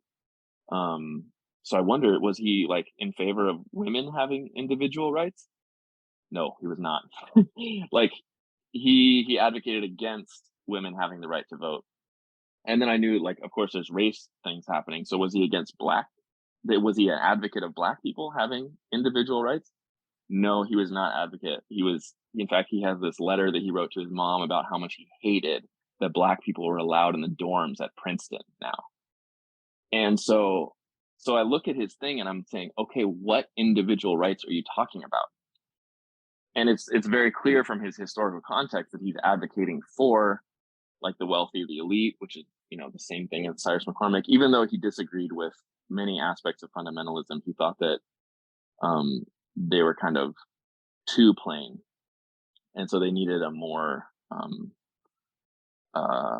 doctrinally sound, and he didn't think fundamentalism was doctrinally sound. But he landed on the fundamentalist side of the debate, I guess, because he was for individual rights, but not the individual rights of women and not the individual rights of black people. So, yeah, I think that illustrates to me the problem with that states' rights thing, because it's like states' rights to what? And liberty, university, liberty for what? And it was liberty to exploit other people, and liberty to not think about the poor in spirit is what I would say. It's to me, it's anti-gospel. Even though it uses the words of Christianity, it is Christendom. To go back to Kierkegaard, it's not Christianity, it's Christendom. So that was Machen. Because they were basically, putting forth a theology that I know in our circles, this the social gospel was a pejorative term, to say that it's devoid of content. But then I was introduced to a word later, orthopraxy, and I'm like, oh, well, it seems like that's kind of what the social gospel is. And it's like, well, maybe you need a theological and a social gospel. Like if you want to say that you need both of those things, that's great. But like the social gospel is a part of the gospel. Yeah, and I think that I think that's a big reason why I left the evangelical fundamentalist tradition, is just because I saw them blasting the social gospel. I didn't see them including it. And so somehow their theology was cutting it out. Whereas, yeah, like I never heard of Walter Rauschenbusch. I didn't know, like Walter Rauschenbusch was a huge influence on Martin Luther King. And so, yeah, but then I discovered, I guess the next part of the story is that, so from 1925 until 1949, fundamentalism kind of goes underground. They just focus on their Bible colleges. At least that's the story that's told. I know there's some people that contest that, but that's like the years, like the mainline denominations became like, I mean, they were already strong. Like the mainline denominations were, they were strong. Those mainline / liberal Christians really invested in the social sphere. So they started like public schools. They started a lot of public things. They were very involved in FDR's New Deal. So they were advocating like society. They were advocating for like the infrastructure project, big community. They were advocating big community. And they weren't so particular about whether things were called Christian or not. They were just like, we want to make the world a better place. And they did, but business people, in the tradition of Cyrus McCormick Jr. and Lyman Stewart, were not huge fans of this. And they didn't like that the like fundamentalists or their kind of projects of maximizing profit were being excluded from the mainline denominations. So they started basically, but they agreed. Many agreed that fundamentalism was problematic. Like, it was too militant, it was too angry, and so like I think one of the most respectable advocates of what became evangelicalism, he's kind of the founding father of it, is this guy named Carl F.H. Henry. Have you heard of him? No. It was kind of, from what I understand, it was kind of like Carl Henry, this guy at Gordon Conwell, what was his name? Gordon Conwell Seminary in Boston, and Billy Graham, that kind of were able to build their first. Well, there was fundamentalists that wanted to like regain fundamentalism, but they saw like Carl Henry wanted a like fundamentalist theology, but then liberal social impact, something to this effect. Anyways, so he tried to make like a middle way of what he wanted to call evangelicalism, and they kind of like pulled from Charles Finney, because Charles Finney was somebody that a lot of people agreed with, especially in the non-denominational. He was an abolitionist before it was cool. He was preaching like Moody. He wasn't so tied in with denominations, so they like Charles Finney. And Charles Finney, I think, is like the like main person behind the word evangelical. Also, there's a college that did he start? Oberlin College. Very kind of socially aware, and Christian, at least at that time. And Wheaton was one of these colleges also, but then getting into the weeds again. But Wheaton actually ended up getting a fundamentalist president. So he became fundamentalist. I guess he's probably like a William Jennings Bryan type that was theologically conservative, but wanted to maybe be a little bit socially liberal. I'm unaware exactly. But Wheaton has its roots in the Charles G. Finney. Is that Second Great Awakening? I think it's the Second Great Awakening. And so Billy Graham, Carl Henry, and the other person whose name I'm forgetting from Boston, they started the National Association of Evangelicals. And Moody wanted to Billy Graham wanted to preach this kind of just simple message of Dwight Moody. I mean, I think it wasn't, he said often that he wanted to revive the spirit of Dwight Moody. And it wasn't a particularly intellectual thing. You know, Dwight Moody was not intellectual, neither was Billy Graham. There's like a funny story that Billy Graham has it. He actually Charles Templeton. Do you know about Charles Templeton? No. Him and Billy Graham were buddies, and they were the first people to get hired by Youth for Christ in the 40s. We also have to remember that this was the time of World War II, so like people were really desperate for people to like to hear messages. It's also the time of C.S. Lewis. Like C.S. Lewis is on the radio in London. Billy Graham and Charles Templeton are touring the United States, like giving talks to people and kind of advocating some morality during the war against the Nazis. And so Charles Templeton's from Canada, Billy Graham's from North Carolina, and they're charismatic, fun, engaging, have good music. They have like a big production kind of thing that shows up, but neither Graham nor Templeton is educated. And they're becoming world tour preachers. And they're starting to have like behind the scenes talks like, we're about to speak to 10,000 people. And like, we have a little bit of doubts. We have got some questions about what we're about to say. And so Templeton is actually like, I just got into Princeton. Billy, let's go to Princeton. And Billy Graham was like, that would be awesome, but I'm the president of Northwest Bible College.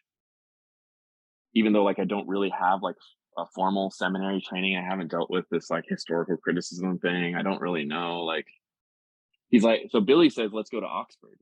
Let's go to Oxford. Then like that's prestigious enough that it wouldn't like conflict with my being the president of Northwest Bible College. but Templeton is already in Princeton Seminary. And so Templeton goes and Billy Graham doesn't. And they actually meet up again in Southern California, where I used to go to summer camp, a place called Forest Home. And they're at like a little conference. It was like 1 year into Templeton's time at Princeton. And Templeton's talking about all the like historical stuff that he's learning. And Billy's like, oh my gosh, this is big. You know, if like the virgin birth idea, if it's just signaling, if it shouldn't be face value interpreted, then what else am I wrong about?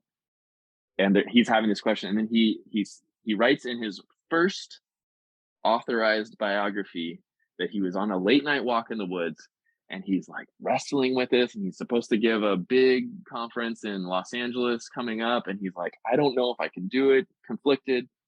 And he's like, and then I had the thought that how's it go? He's like, I don't know how a brown cow can eat green grass and produce white milk, but I drink it. Therefore, I'm going to preach the Bible the way I know to preach because it works. You know, Kierkegaardian leap of faith. He must be a Kierkegaard fan. Right? Yeah. Yeah. And so he's like, you know what? I'm fully committed. He goes to Los Angeles. He preaches. Radio personality gets converted, and then what was his name? The guy behind yellow journalism, William Randolph Hearst. Yellow journalism is like a term for like shady journalism, not particularly aware, but like propaganda. I suppose maybe not full propaganda. But the guy who's most known for yellow journalism, William Randolph Hearst, sends a note out to all his newspapers, Puff Graham, 2 words, Puff Graham. And so then the next day, Billy Graham is everywhere. The Los Angeles Crusade just like explodes. And then now evangelicalism is like on the scene, and Billy Graham is like this savior. It launches him into a meeting with first Harry Truman, but he kind of blows it with Harry Truman. He like is not confidential about their conversation. So Truman has not very many good things to say about Billy Graham, but Dwight Eisenhower loves Billy Graham and thinks that he needs a God component, specifically a Christian component, to his campaign to contrast with the Soviet Union. And so he says, all right, Billy, like you're in, I'm going to get baptized by you. So he's the first president to get baptized. And Dwight Eisenhower, by the way, is named Dwight because of Dwight Moody. He's named Dwight after Dwight Moody. His mom chooses that. And so Eisenhower then adds In God We Trust to money, and Under God to the Pledge of Allegiance in the 50s. And it's after the war, economics is going great. And so like even like liberal people, they're like, that's a great idea. You know, there's no contest to that. Yeah, and he started presidential prayer breakfast too, right? Yes. Yep. Dwight Eisenhower's vice president, if I'm remembering right, at least part of the cabinet, was a guy named Richard Nixon. And Billy Graham gets like really connected with Richard Nixon, like really likes him. But Billy Graham is actually also a Democrat. He's from the South, and Eisenhower's Republican, but he kind of just decides like it doesn't matter that much, you know, whether you're Republican or Democrat, whatever. But he never changed his voter registration, so he was Democrat till the day he died, actually. Or you know, I don't know. He never became a Republican. Let's just say that. And I don't think that he ever officially left the Democrats. He was also good friends with Lyndon Johnson. But every president since Eisenhower to Obama basically had Billy Graham as part of his kind of King's Court. Like even Obama like had several meetings with Billy Graham, and like they prayed together and did all kinds of things together. Clinton, of course, as well. So yeah, that's kind of the story of Billy Graham. But then also what I didn't realize is that Billy Graham was also at the same time as Martin Luther King, and he was cordial with Martin Luther King, and especially in the beginning, he invited Martin Luther King to pray at one of his crusades up in New York City, and Martin Luther King did, and it was a big problem for the fundamentalists. They didn't like, Billy Graham wasn't militant enough for them, even though he pretty much shared their theology. He was not aggressive enough, and he got kicked out of Pensacola Bible College way back in the day, Billy Graham. But then where did he finish? I can't remember where he finished. He did do like a degree in like sociology or anthropology or something like that, but I don't know that he had any academic training beyond that. It was from a Bible college, if I remember right. Yeah, I know. I just actually listened to Fundamentalist because you had it recommended, and I thought it would be good prep. I'm pretty sure he was at Bob Jones at one point, because it talks about how Bob Jones wanted to have him preach before he got big. Yes. And maybe that's what it's not Pensacola, it was Bob Jones, I think, that he got kicked out of. Or did he? I don't know. But it was so early in Billy Graham's process that I wouldn't put so much weight on it, just that like that's what he comes from. In fact, the place where he got saved was like a big tent revival with like a very racist preacher.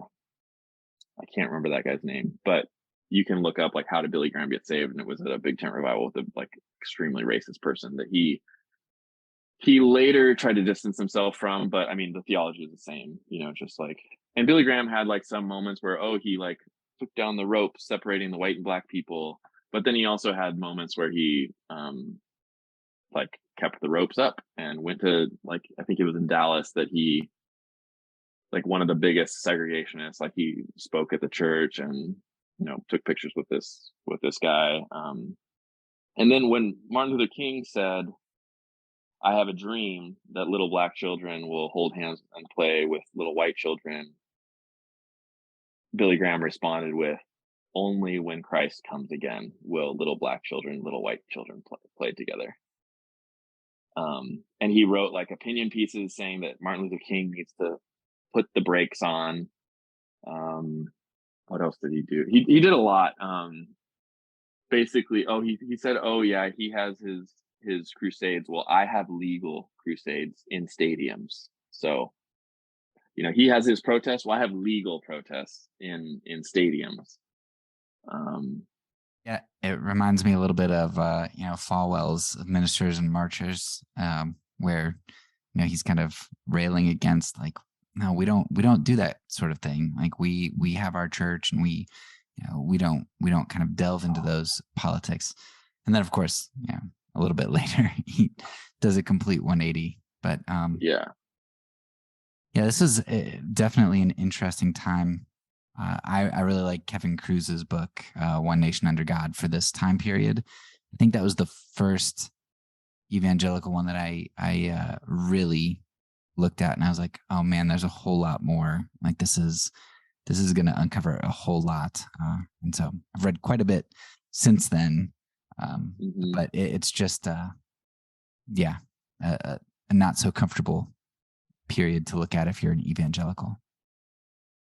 Yeah, and that was the thing that I guess I kept uncovering, was just that, and especially like the Southern Baptists are easy to kind of rail against because they were on the wrong side. And actually they've like fully admitted it in 2018 that they were on the wrong side of basically every justice movement that has ever occurred. And then, so for me, that's like, well, is it possible that you're advocating a Christendom and not Christianity? Is it possible that you're like this theology that you're advocating is actually antichrist, and that you've turned Christ into a figure that he's not? That Kierkegaard talks about, saying like the Christ that says "Come and follow me" is a quite different version, as opposed to, and not that like liberal Christianity is much better, but I mean, I guess I advocate more the social gospel things, and it's kind of like about the fruit. I think Jesus talks about you'll know them by their fruit. First John says you'll is it First John? It says they will know we are Christians by our love. Yeah, First John talks a ton about love. I'm not sure if that's where it is. I know Jesus in the gospel says that they'll know you're my disciples by the way you love one another. Yeah, so that's the Gospel of John then. But yeah, so I like, by their fruit you will know them, and I just don't think the fruit of the Southern Baptist Convention is very good, and I don't think the fruit, while there is a lot of charity, there's not that much justice in the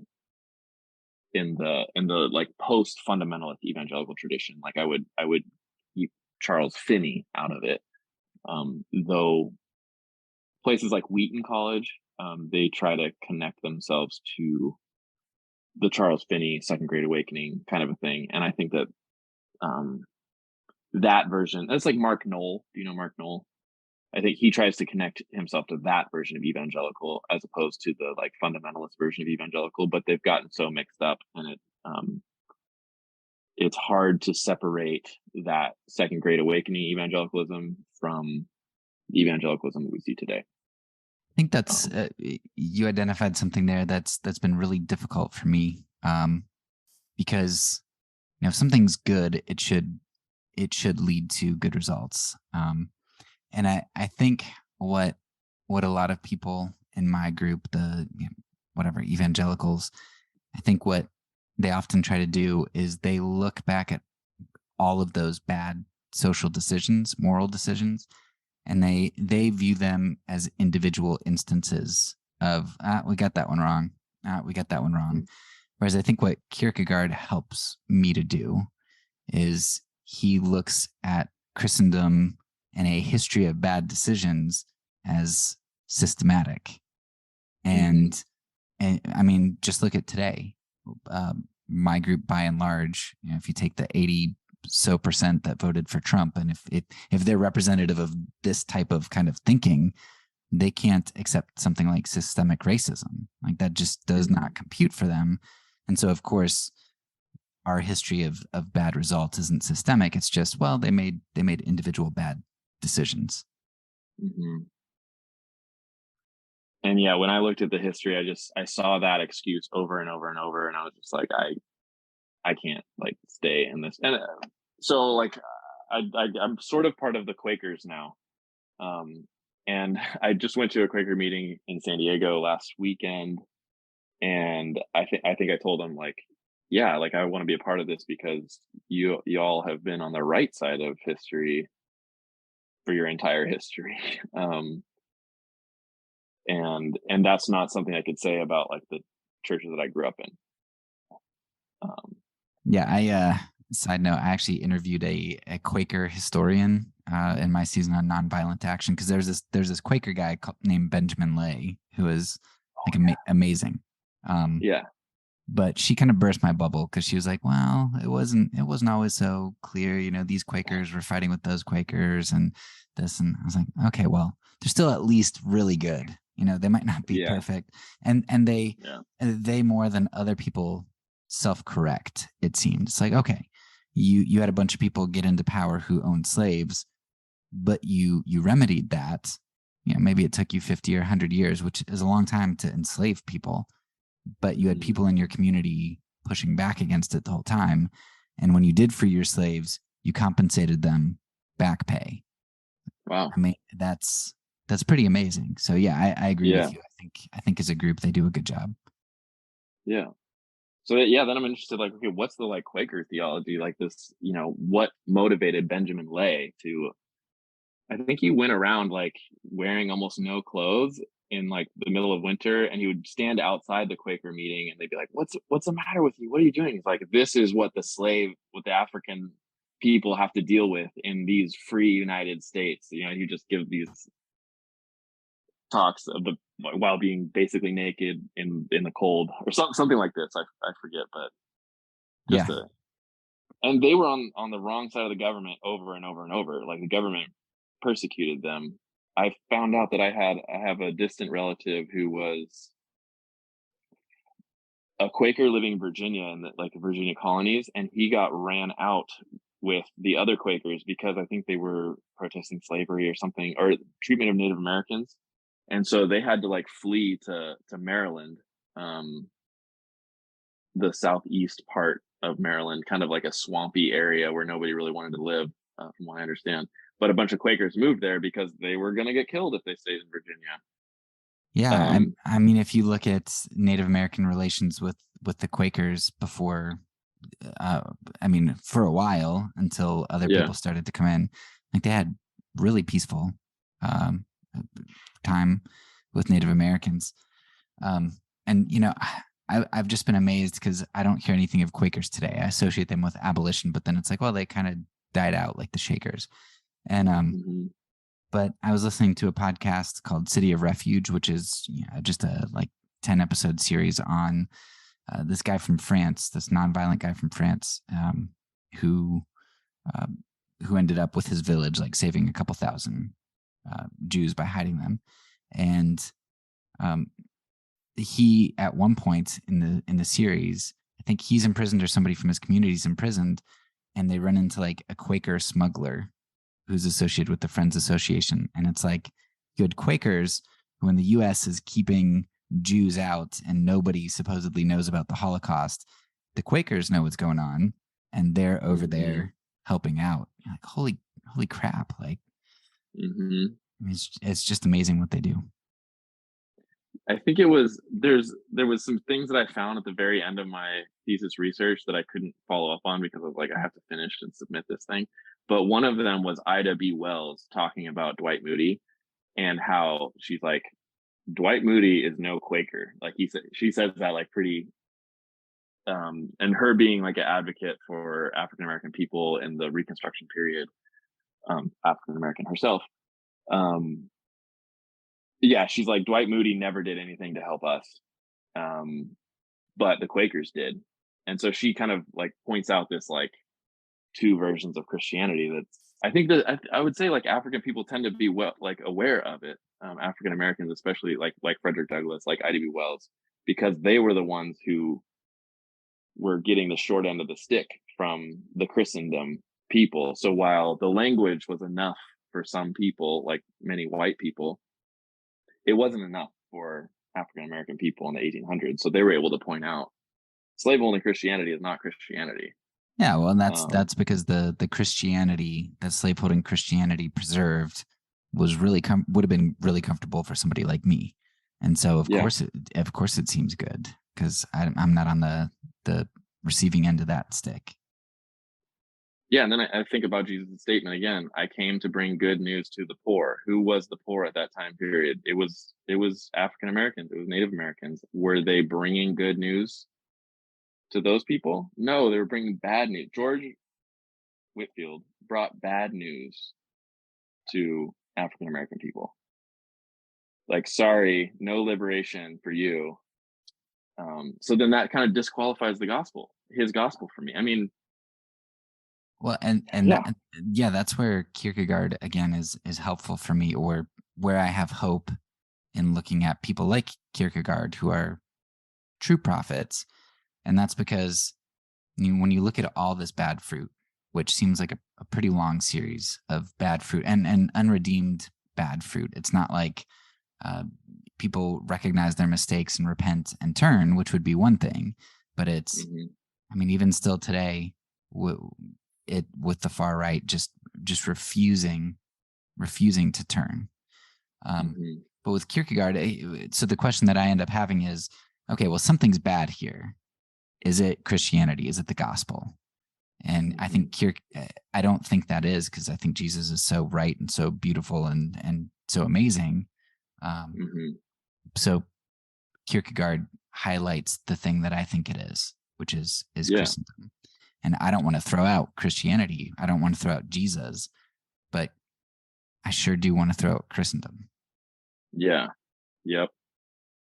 Yeah, and I think no one since Kierkegaard, at least in like the academic philosophy, even though Kierkegaard was not an academic philosopher, few were in the 19th century. I guess there hasn't been someone respected in the way that he's respected by like secular people, I suppose. Since him, I mean, maybe you could go to like Alvin Plantinga. I just think that there's like kind of a time period. Feuerbach said the same thing also. He's like, Christianity has long since vanished from the earth. There's, whatever is going around calling itself Christianity is not Christianity. And so I think Kierkegaard, it's almost like him saying Christianity no longer exists is a lot like Nietzsche saying God is dead. Nietzsche also said, only where there are tombs can there be resurrection. So I kind of think that he's like allowing the possibility that like God could resurrect, but the Christianity that's being preached around him, he's like, this is not it. There is a quote even of him. I had it. I just sent it to somebody, so I wonder if it's here. But he talks about like that. Christianity has so turned from its origin, and that it's sanctifying all the things that Christ advocated, or it's sanctifying all the things that the bringer of glad tidings held beneath him, like empire, like power and exploitation. He says all of this is a fist in the eye. Oh, and what an eye of the gospel. That's Nietzsche talking. And I was just shocked. That's in the Antichrist, even like the book, The Antichrist. And is he speaking as himself there? Or is he speaking from like another perspective? He's speaking as himself. This Nietzsche thing. I'm trying to find yeah, I'm thinking of like thus spoke Zarathustra. He's not speaking from himself. He's kind of various characters are speaking. Yeah. So the quote is that mankind should fall on its knees before the opposite of what was the origin, the meaning, the right of the gospel. That it should have sanctified in the concept church precisely what the bringer of glad tidings regarded as beneath him, behind him. It is a fist in the eye. Oh, and what an eye of the gospel. Friedrich Nietzsche, the end of his life. That's like one of the last things he wrote. So do you think people just, because I'm like a novice when it comes to philosophy, so it's really easy to read the most popular things or to take quotes and to kind of form your ideas about an individual's thoughts. For me, I really didn't like Nietzsche because it seemed like he was against altruism. It seemed like thinking about other people was weakness. And he, the power was something that he elevated. And that didn't seem like a good thing. I understand why he says God is dead. I get that, and I don't fault him for that. But the moral ethic that I perceive from Nietzsche just doesn't resonate at all with me. So do you think that's a mischaracterization that a lot of people have of him, and maybe there were more Christian elements underneath, or how do you explain that? Yeah, there's so Nietzsche's sister was a Nazi, and Nietzsche went crazy in 1890. So he wrote The Antichrist in 1889, and he lived 10 years of like basically not talking to people, and his brain just didn't work anymore. So from 1890 to 1900, when he died, he was like in a vegetative state basically, and his sister kept him alive. His sister pulled a whole bunch of his writings together and put them into a book called The Will to Power, and gave that to Adolf Hitler. And Hitler loved The Will to Power, which is kind of like a Machiavellian. Well, I don't know that he loved it. I don't think it was like the most important thing, but he like endorsed it and said, this is a good text. It was, I mean, I feel like it wouldn't be so different from like the self-help in general of today, which I also think of Abraham and Nietzsche in similar capacities, like the biblical Abraham, in that Abraham left the God of his fathers to advocate something new. And that was definitely what Nietzsche was about. He was about leaving the Christianity that he came from and looking for this Übermensch, right? This person. And often he would say, like, Christ is the closest thing to an Übermensch that we have, but his tradition was co-opted. So he wasn't powerful enough. So then he advocates, for these kind of powerful things. And he has not great things to say about women, not great things to say about Jewish people. So I think that especially if you're like aware of that kind of stuff, but the reception of Nietzsche as through the will to power is kind of a creation of his Nazi sister. It's like an editing of his Nazi sister, which, I mean, I don't know that the preface to that book like acknowledges that kind of thing, or if it's just printed. I assume the newer copies are like acknowledged that way. There's a guy named Walter Kaufman from Princeton University, who kind of after World War II, he put Nietzsche in a different perspective, but not everybody, is aware that their perspective comes more from Nietzsche's sister than from Walter Kaufman. Paul Tillich was really influenced by Nietzsche, but I also think Nietzsche, he didn't get there. Like, he wanted something new, he didn't get there. So then you have to look at the people around who, like Tillich, who read Nietzsche as a destroyer of Christianity, of Christendom, but then he's like, okay, we need to keep going because we can't just be will to power individuals. And I don't think Nietzsche, the Antichrist, was supposed to be the second book in a 7-volume series, but that was the last thing he wrote because he went crazy not long after that. So yeah, I'll have to rethink about that, even if I end up disagreeing with a lot of what Nietzsche, his moral ethic and stuff, or what he thinks about Jesus. If he's like Kierkegaard at all in terms of what he destroys, I can respect that. Yeah, and I would say, like, go with what you like more, which is probably the Kierkegaard thing. Like, I would probably advocate Attack Upon Christendom rather than the Antichrist, but I would say, like, hey, kind of similar, just like Nietzsche doesn't want to use the Christian language, Kierkegaard does want to use the Christian language to rebuild something. But it's not, and like atheists hate my view of Nietzsche as well. He was a big reader of Ralph Waldo Emerson, though, and so Emerson is kind of like Kierkegaard in that he doesn't abandon theology, I guess. Emerson sort of abandons Christianity, sort of, but not theology. He becomes kind of more of a Spinozist. He always appreciates Christ, of course, but Emerson's like a Nietzsche that's like a less militant Nietzsche, less obviously militant anyway. I think the people at the Harvard Divinity School definitely perceived Emerson as very militant. They banned him from campus for 30 years, so they perceived him as militant. So I want to, we're approaching modernity here to where we are today. And there's one other person that I want to touch on that I think you have some insight into that maybe helps us to understand Christendom and modernity and evangelicals, and that would be Ronald Reagan. Because I know you've had some experiences in South and Central America, and especially talking about liberation theology and some of what was going on down there, and assassinations and U.S. involvement and all that stuff.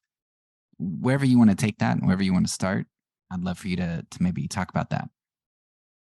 Yeah, I think probably the first like spark for me in that context was I went down to Nicaragua. I had a friend who bought a little piece of land there, very cheap, right on the beach, and we built a little house.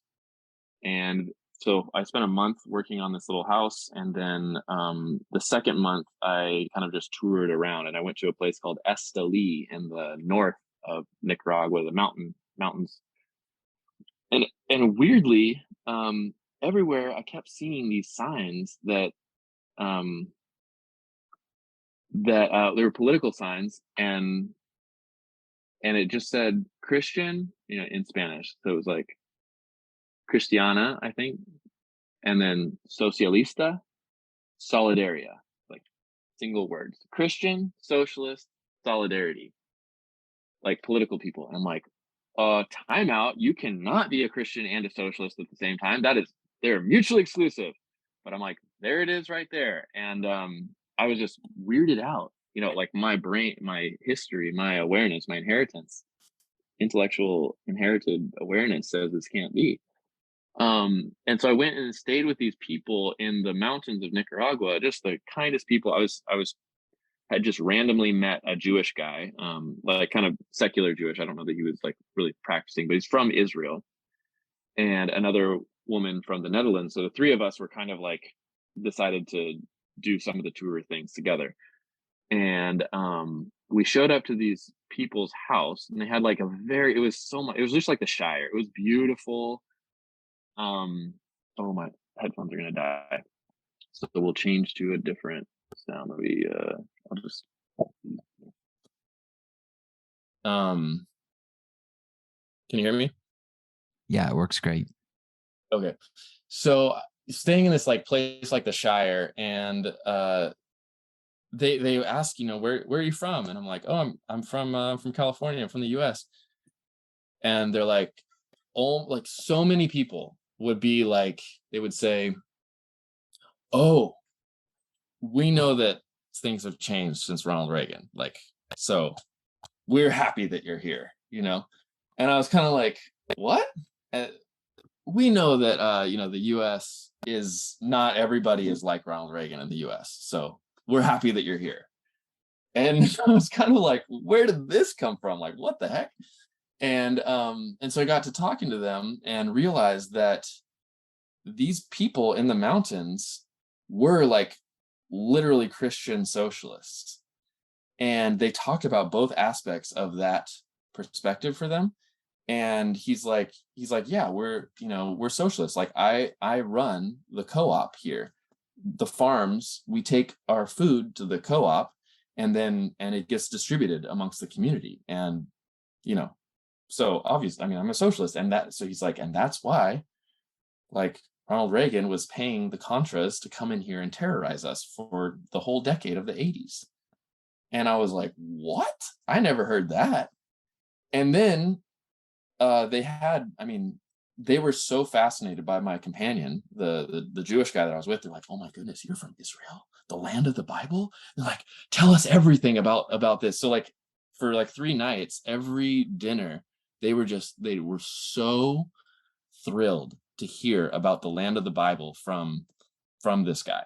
And he would just talk about, like this area, Galilee region, and like down in Jerusalem, and this is where like Isaiah would have lived, and this is where like Amos was, and the Torah this and the Torah that, and they were enthralled by this guy. So it was like very clear to me that their Christianity was not manufactured. And then their like socialism, it was really for them, it was all about cooperative living, and they lived in this mountainous region. And their place was not like a poverty kind of situation like Mexico or something that I've been in before. It was, though they only had a limited amount of electricity, but it was very well taken care of. And they were like, oh yeah, like all my children are they have PhDs in like agriculture, and they live like in Costa Rica or other parts of Nicaragua. And he's like, but yeah, of course, like, Ronald Reagan was after me in the 80s.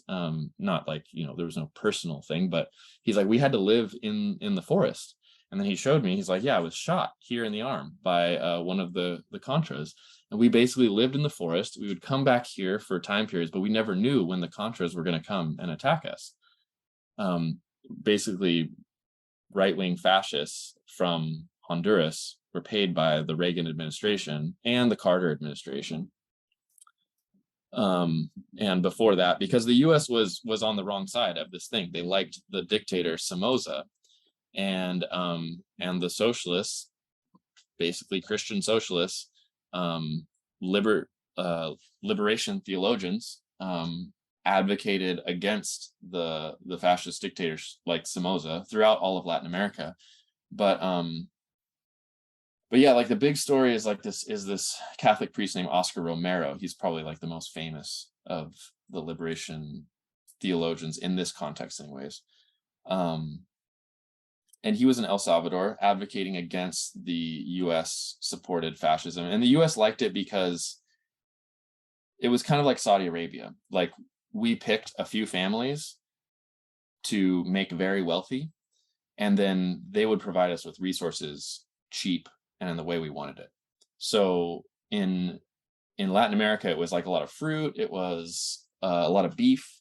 It was just really cheap for us. But we made a few people very wealthy, like the Somozas. And the Somozas kept Nicaragua in this, like, basically lord and serf arrangement. But we liked that because it was really cheap for us.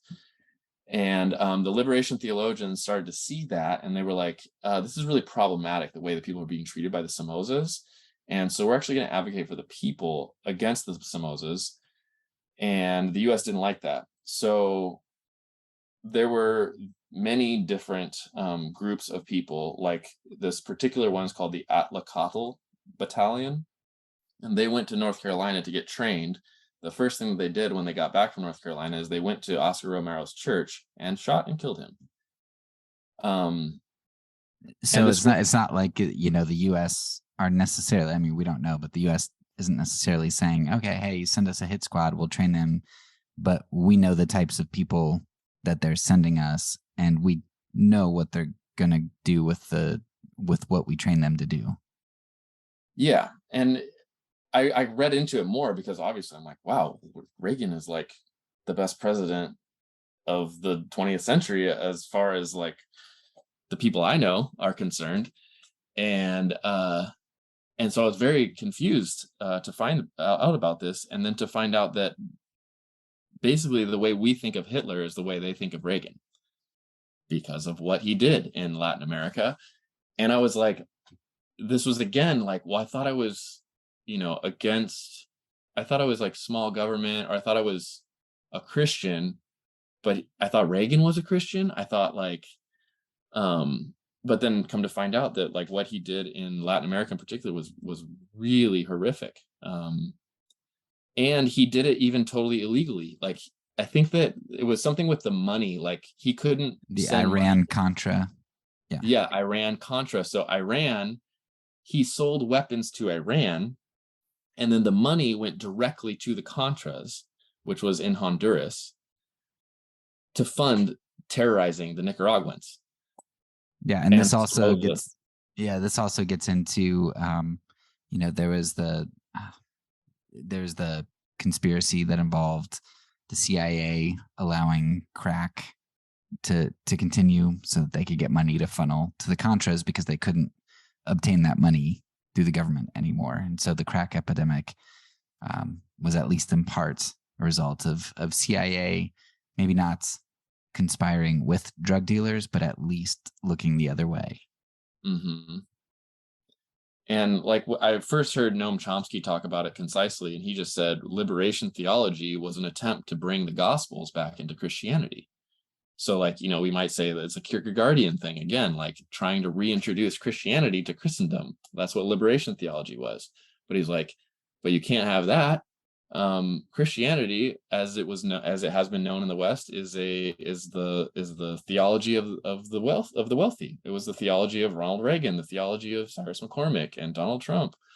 It's not the theology of the poor. Like, you can't like advocate for the slaves. You can't advocate for the people being enslaved in Nicaragua in the 80s. So he's like, so of course we crushed it. Like, we violently repressed it. And you know, this was just wild because I was thinking, oh my gosh, the government is suppressing Christianity. But I have been following Christendom. I've not been following Christianity. Yeah. So I'm getting it. Yeah. I'm getting it from Christendom. I'm not getting it from Christianity. Well, yeah. It's like our government, a lot of evangelicals have this martyrdom complex, this persecution complex. And it's like when you study history, you learn that, well, it's your government, like our government, that has actually been persecuting Christians just out there to secure my Christendom, like my version of Christianity and my comfort. Mm-hmm. But also, like, we're worried about people, like the government coming into my home and shooting me or something, like what the government's going to come in here and take my kids from me. Guess what's been happening to Black people for like forever? Like Breonna Taylor was just like a few years ago. The government, a police officer came in there and shot her, killed her, and then said, "Oh, sorry, like wrong apartment," So like, and like, or Philando Castile, like the government, he said, "I have a gun in my in my glove box," and then the guy pulled out and killed Philando Castile for no reason other than the police officer was scared or something. But this is so like the government is coming and killing people. It's just not coming and killing white people. Or what's Dylan Roof went to African Methodist Episcopal Church in North Carolina, I think. Dylan Roof, he shot up a prayer meeting, but we don't think of that as like Christian persecution. But like how come I didn't hear about that Christian persecution? A guy came in and shot up a church, but it's not a big deal. Or like in the 1960s, the Birmingham, I think it was Birmingham Baptist. It was American Baptist. It was Black people.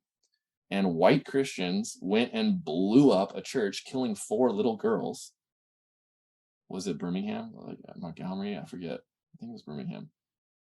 I think, yeah, I don't remember exactly. During Sunday school, they killed 4 little girls.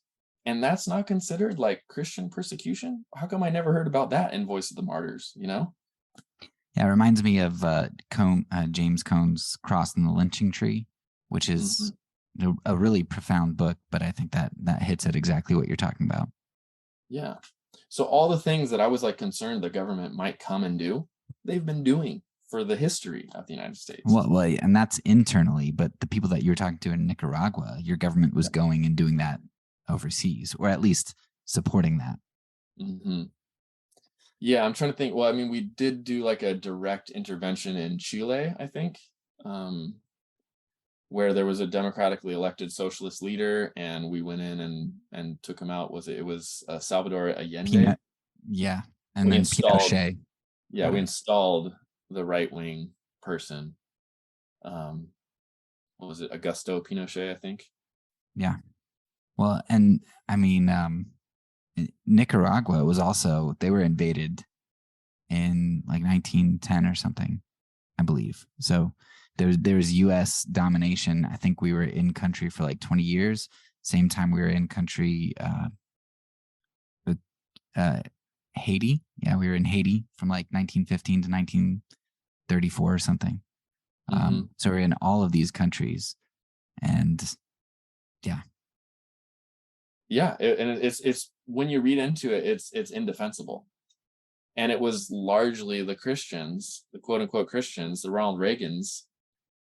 I mean, but also Ronald Reagan, he was never, I don't know, was he actually a Christian? I think that like now that I've read about him, I don't know that he was a movie star. Yeah, I think he catered to Christians and, used the right lingo and stuff. He started his campaign at a place. It was this really random place in the South. Philadelphia?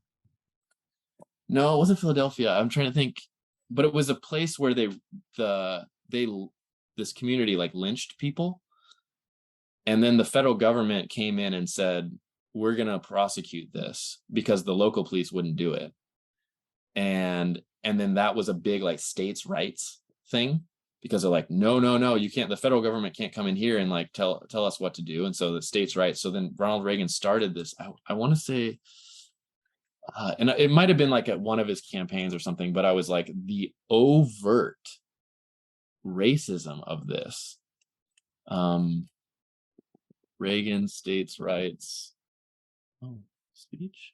Yeah, I'm pulling up Neshoba County. Yeah, Neshoba County. It is so weird to choose Neshoba County, but it was it was the site of the 1964 murders of Cheney, Goodman, and Schwerner, which was like an unprosecuted racial thing. And so Reagan went there to say, like, I'm an advocate of states' rights. And it's like, it's just pure racism, and like of the worst kind. And it's not even, it's like a place that you wouldn't go. It's a small town. It's not like, it would make sense to me if it was like Los Angeles or something like that, or like a big city where there's a lot of support, but it was to signal to the racists of the South, especially because I think they knew what Neshoba County was about. But other people, but we chose not to. And I think about that a lot with regards to the dominant Christianity in the United States, that it chooses ignorance very often. Like that's what the plain reading of scripture of Dwight Moody was about. He didn't want the social, historical, or literary perspective. He wanted his own interpretation, which is so wild because we heard it all the time that like this is objective and liberals are just, the Bible can mean whatever they want it to mean. And I'm like, now that I've looked through history, I'm like, we are describing ourselves. We are the ones who read this and made it into whatever we wanted it to be. Yeah, we are the ones in cancel culture. I think that's a good observation that we so often describe ourselves. It clicked for me there where you say that things are objective, and then you realize, well, yeah, your interpretation is supposedly objective. Or for me, in regard to the big one for me was in the 2016 election, I had been on a high horse against moral relativism. Like, moral relativism just doesn't make any sense. And then 2016 happens, and I'm like, oh my gosh, all of you are moral relativists. Yeah. And I'm like, I was looking for it out there, and I was blindsided by it in my own community. But cancel culture. You look at all of the things that we are that evangelicals are canceling. It's insane. And yeah, we've done that forever. Being cancel culture, we describe ourselves and we just don't see it.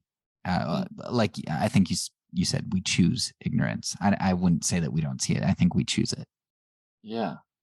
Well, I mean, it's like there are prophets amongst us, like a Martin Luther King. I think he was saying some very relevant things about race, and then he was saying some very relevant things about poverty and things about the Vietnam War, and people did not want to hear it because it's so, like Daniel Berrigan, a radical Catholic priest said, he said, the poor tell us who we are.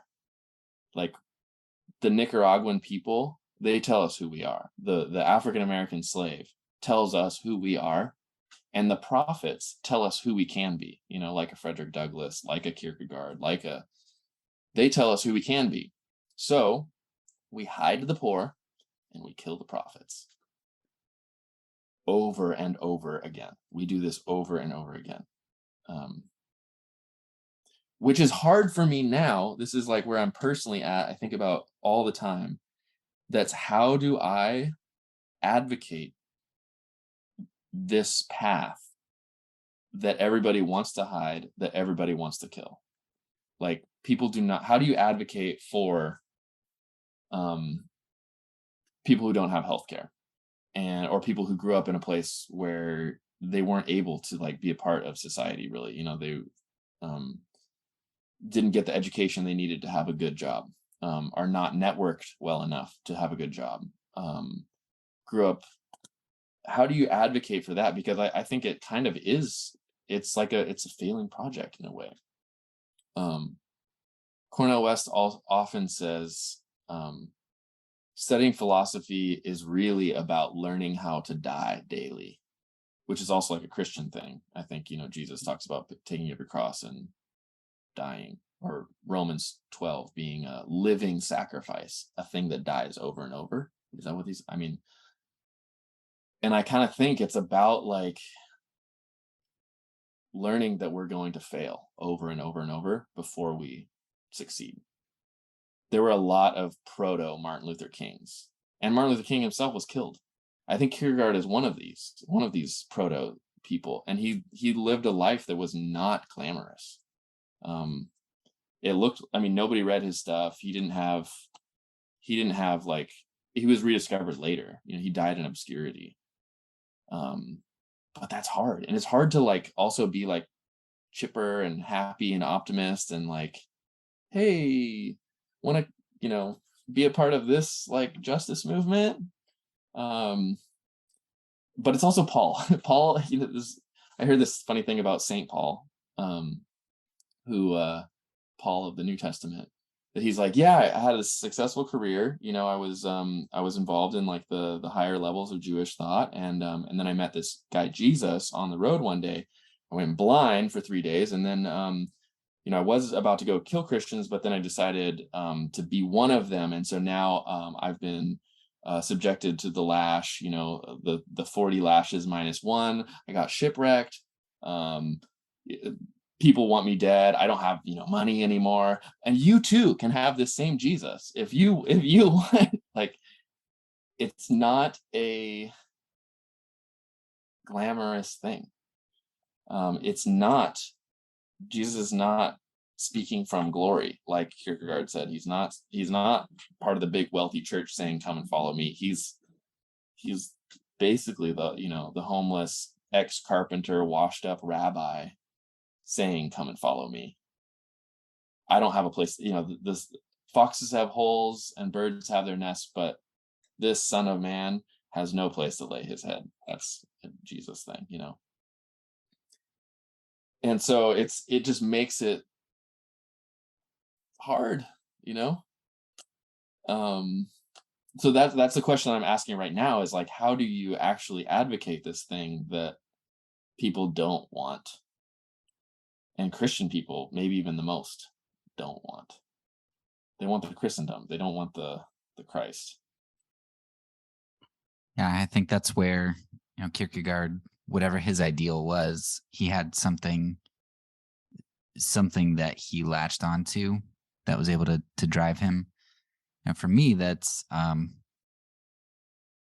mean, yeah, Jesus, but I'm trying to think something more tangible that people who aren't Christians might understand. I guess for me, when I see where this other morality leads, like where consequentialism leads, I mean, this is why I wanted to do this season on propaganda and conspiracy, because I recognized that I was propagandized and everybody around me was propagandized in my evangelical circles. I'm still propagandized, just hopefully I'm becoming more aware of it and able to fight it a little bit better. But when you start just digging in historically, like far back, but also even, you don't even need to go far back. You can just go, like you said, back to Ronald Reagan. You can go back 5 years, and just recognizing all of the death and destruction and injustice and oppression that consequentialism and other moral ethics lead to for other people, even if not yourself, is just horrendous. And I think you need that historical look, because, like you said, okay, Kierkegaard died in obscurity. He could have come to the end of his life and said, everything I did was worthless, right? By consequentialist standards, he's a loser. He misses out. I think your Nietzsche quote about, you know, where there are tombs, there are resurrections. I think that's what a dying to self I kind of view as doing, where it's, maybe I die in obscurity, but if what I have to say is good and valuable and God can use that, then he will use that. My job is to hold on to the ideal and pursue that, and let God take control of that. Because you look at consequentialists like, you know, Whitefield. Okay, we've got evangelicals who are still upholding him, but now we've got a lot of people who are saying, no, down with Whitefield. Like, we've got plenty of other good people that we can go to, but his legacy isn't going to last because of the moral compromises that he made. Whereas somebody like Kierkegaard, who dies in obscurity, is going to be remembered. And I don't know if that makes sense. I was gonna say, we don't remember the Roman Empire. We remember Jesus. You know, Jesus' story is much better than the Roman Empire story. And it's the tradition that I want to be a part of. I think of that song all the time. Oh, when the saints go marching in, oh Lord, I want to be in the number when the saints go marching in. So I do want to be on that right side of history. I do want to be part of the prophetic tradition, you know. But it's hard, you know, and yeah, it's just hard, and it's but that's also why, you know, the prophets like Elijah, you know, after his big moment against the prophets of Baal, he's like super depressed and wants to die, you know. Like he won, but kind of like at what cost? Like social isolation. And yeah, because that's when he goes and hides in the rock, right? Yeah, I only found that out a couple of years ago. I was like, wait, this is after that, and it blew my mind because yeah, he should have been coming into glory at that point. But yeah, he wasn't. And then that's when, like, you know, the tornado came, but you know, God was not in the tornado. This came, but God was not in that. And then like a still small voice spoke to him, and God was in that like still small voice. And I think it told him to take a nap or something like that, doesn't it? Like, just have some food and like rest. It's cool. Like, which is a message, you know, I think for a lot of us, that it's a marathon, not a sprint. Maybe that too. I got, I guess, one more question here for you, and then you can kind of round things out as you want to. I guess that would be, all right, we've gone all the way up to Ronald Reagan, and liberation theology and all that stuff. But it's been 40 years plus since Reagan. And we're at an interesting place in the United States with in regard to evangelical Christianity, Christendom. Yeah, it looks like lots of things are happening on the world stage. It looks like the U.S. is not doing so hot, and it looks like, I guess, I don't know what's going on in the States, but it seems like conservative Christians are going to back Trump again. Is that correct? I haven't been paying that much attention, but I think so, yeah. All right. So talk about the modern state of Christendom and any closing thoughts you might have. Well, you know, like you, I think the first time I was able to vote was for Bush Jr., and I did vote for Bush Jr. I was, you know, actually, I think I was like a week too young to vote for him in 2004. But actually, no, I voted for Ron Paul, actually. So, hey, in 2008, I think that was my first vote. I voted for Ron Paul, I think. But Bush, I mean, we think about what he did in Iraq, and then what Obama did in bailing out the banks in the 2008 crisis, which was, I mean, I don't know how we can call Obama anything near the left, because he did that right-wing move. But to me, it's like we could have invested in affordable housing rather than the Iraq war, but we spent trillions on the Iraq war. And again, instead of bailing out the banks, we could have invested again. I mean, I think housing is like probably one of the most important things. We could have invested in infrastructure, but we didn't. We decided to give the money straight to the banks, and they do whatever the heck they want with it.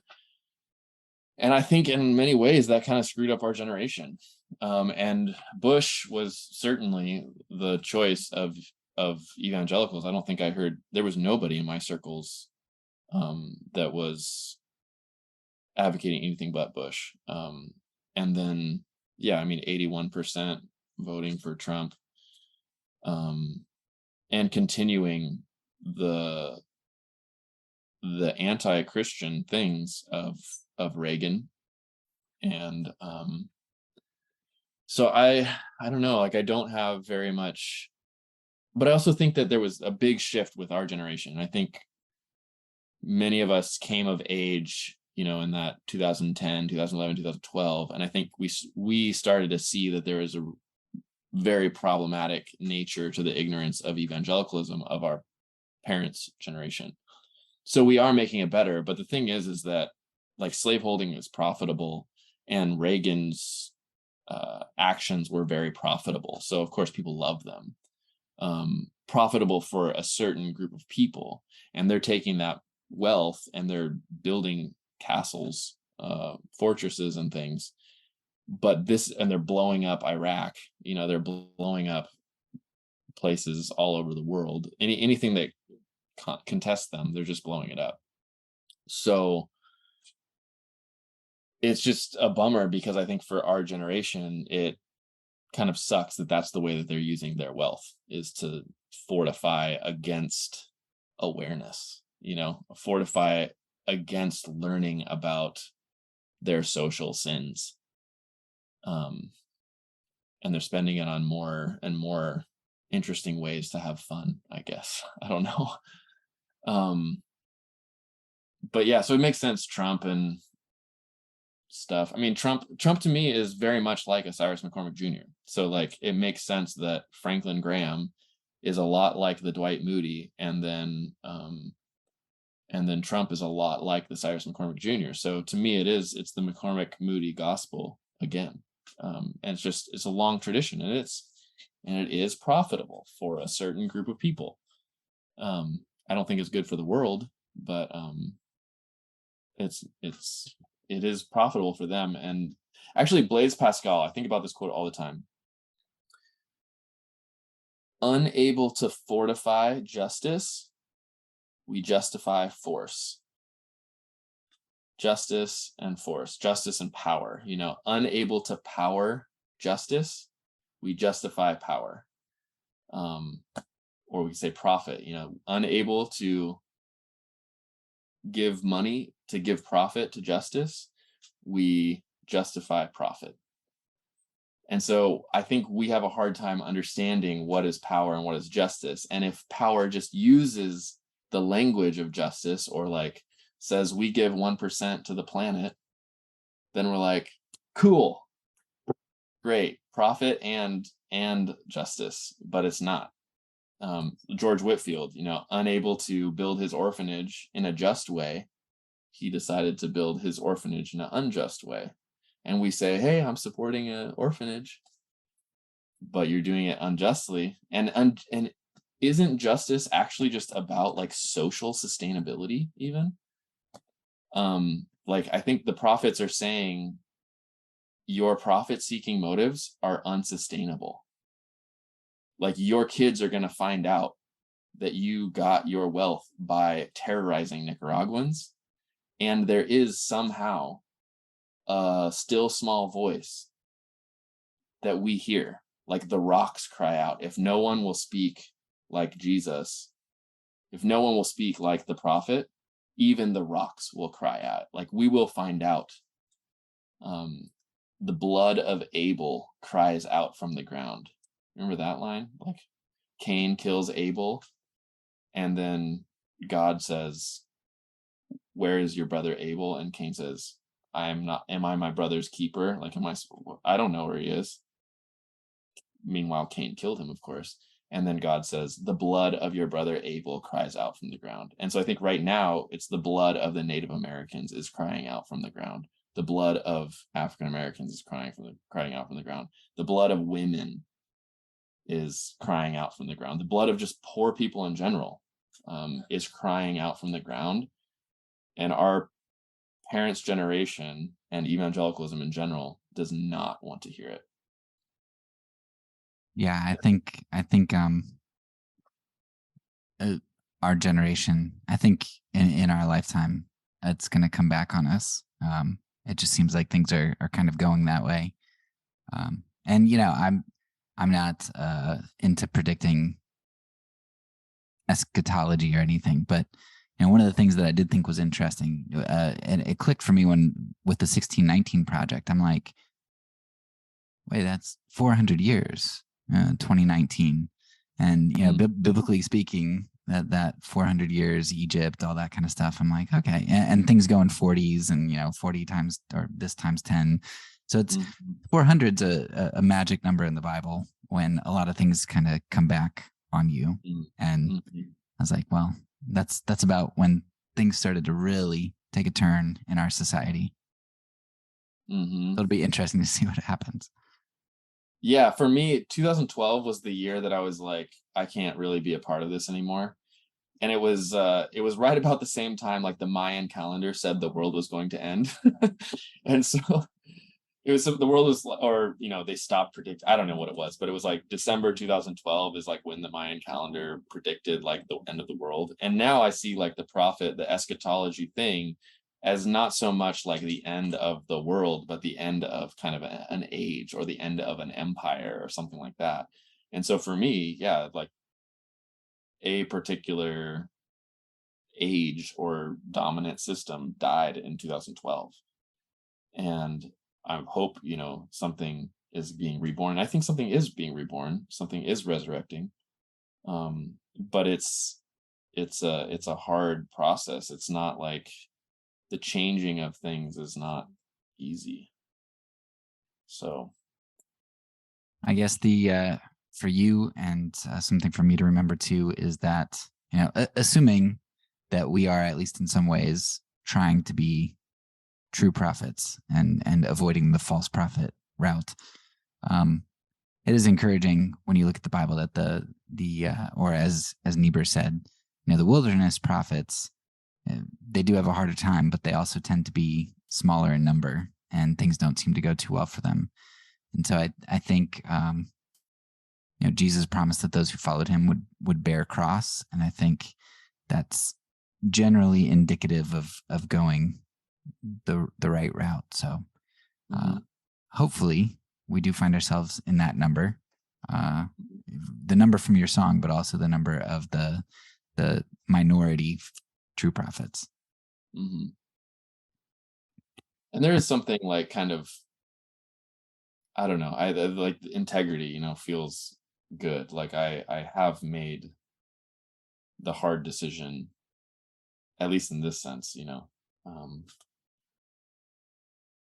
I made, I think, the right decision, even though it's been sort of hard. And hard for me, like, it's not that, it's like, I live in San Diego, like the weather is perfect, I play soccer on Saturdays and surf on Sundays, I get to eat the best Mexican food in the world. Sorry, Mexico. I don't know. Yeah. So there's good stuff too. There's a lot of good stuff. And that's what I'm trying to remember.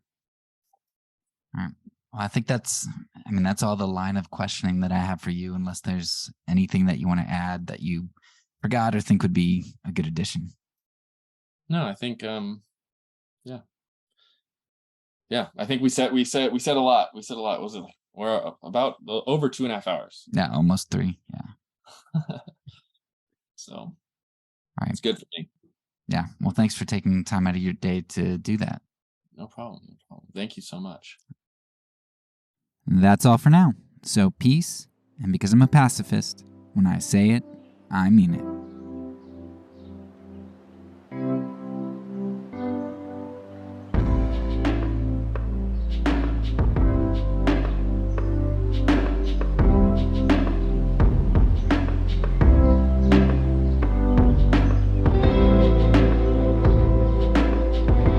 This podcast is a part of the Kingdom Outpost Network.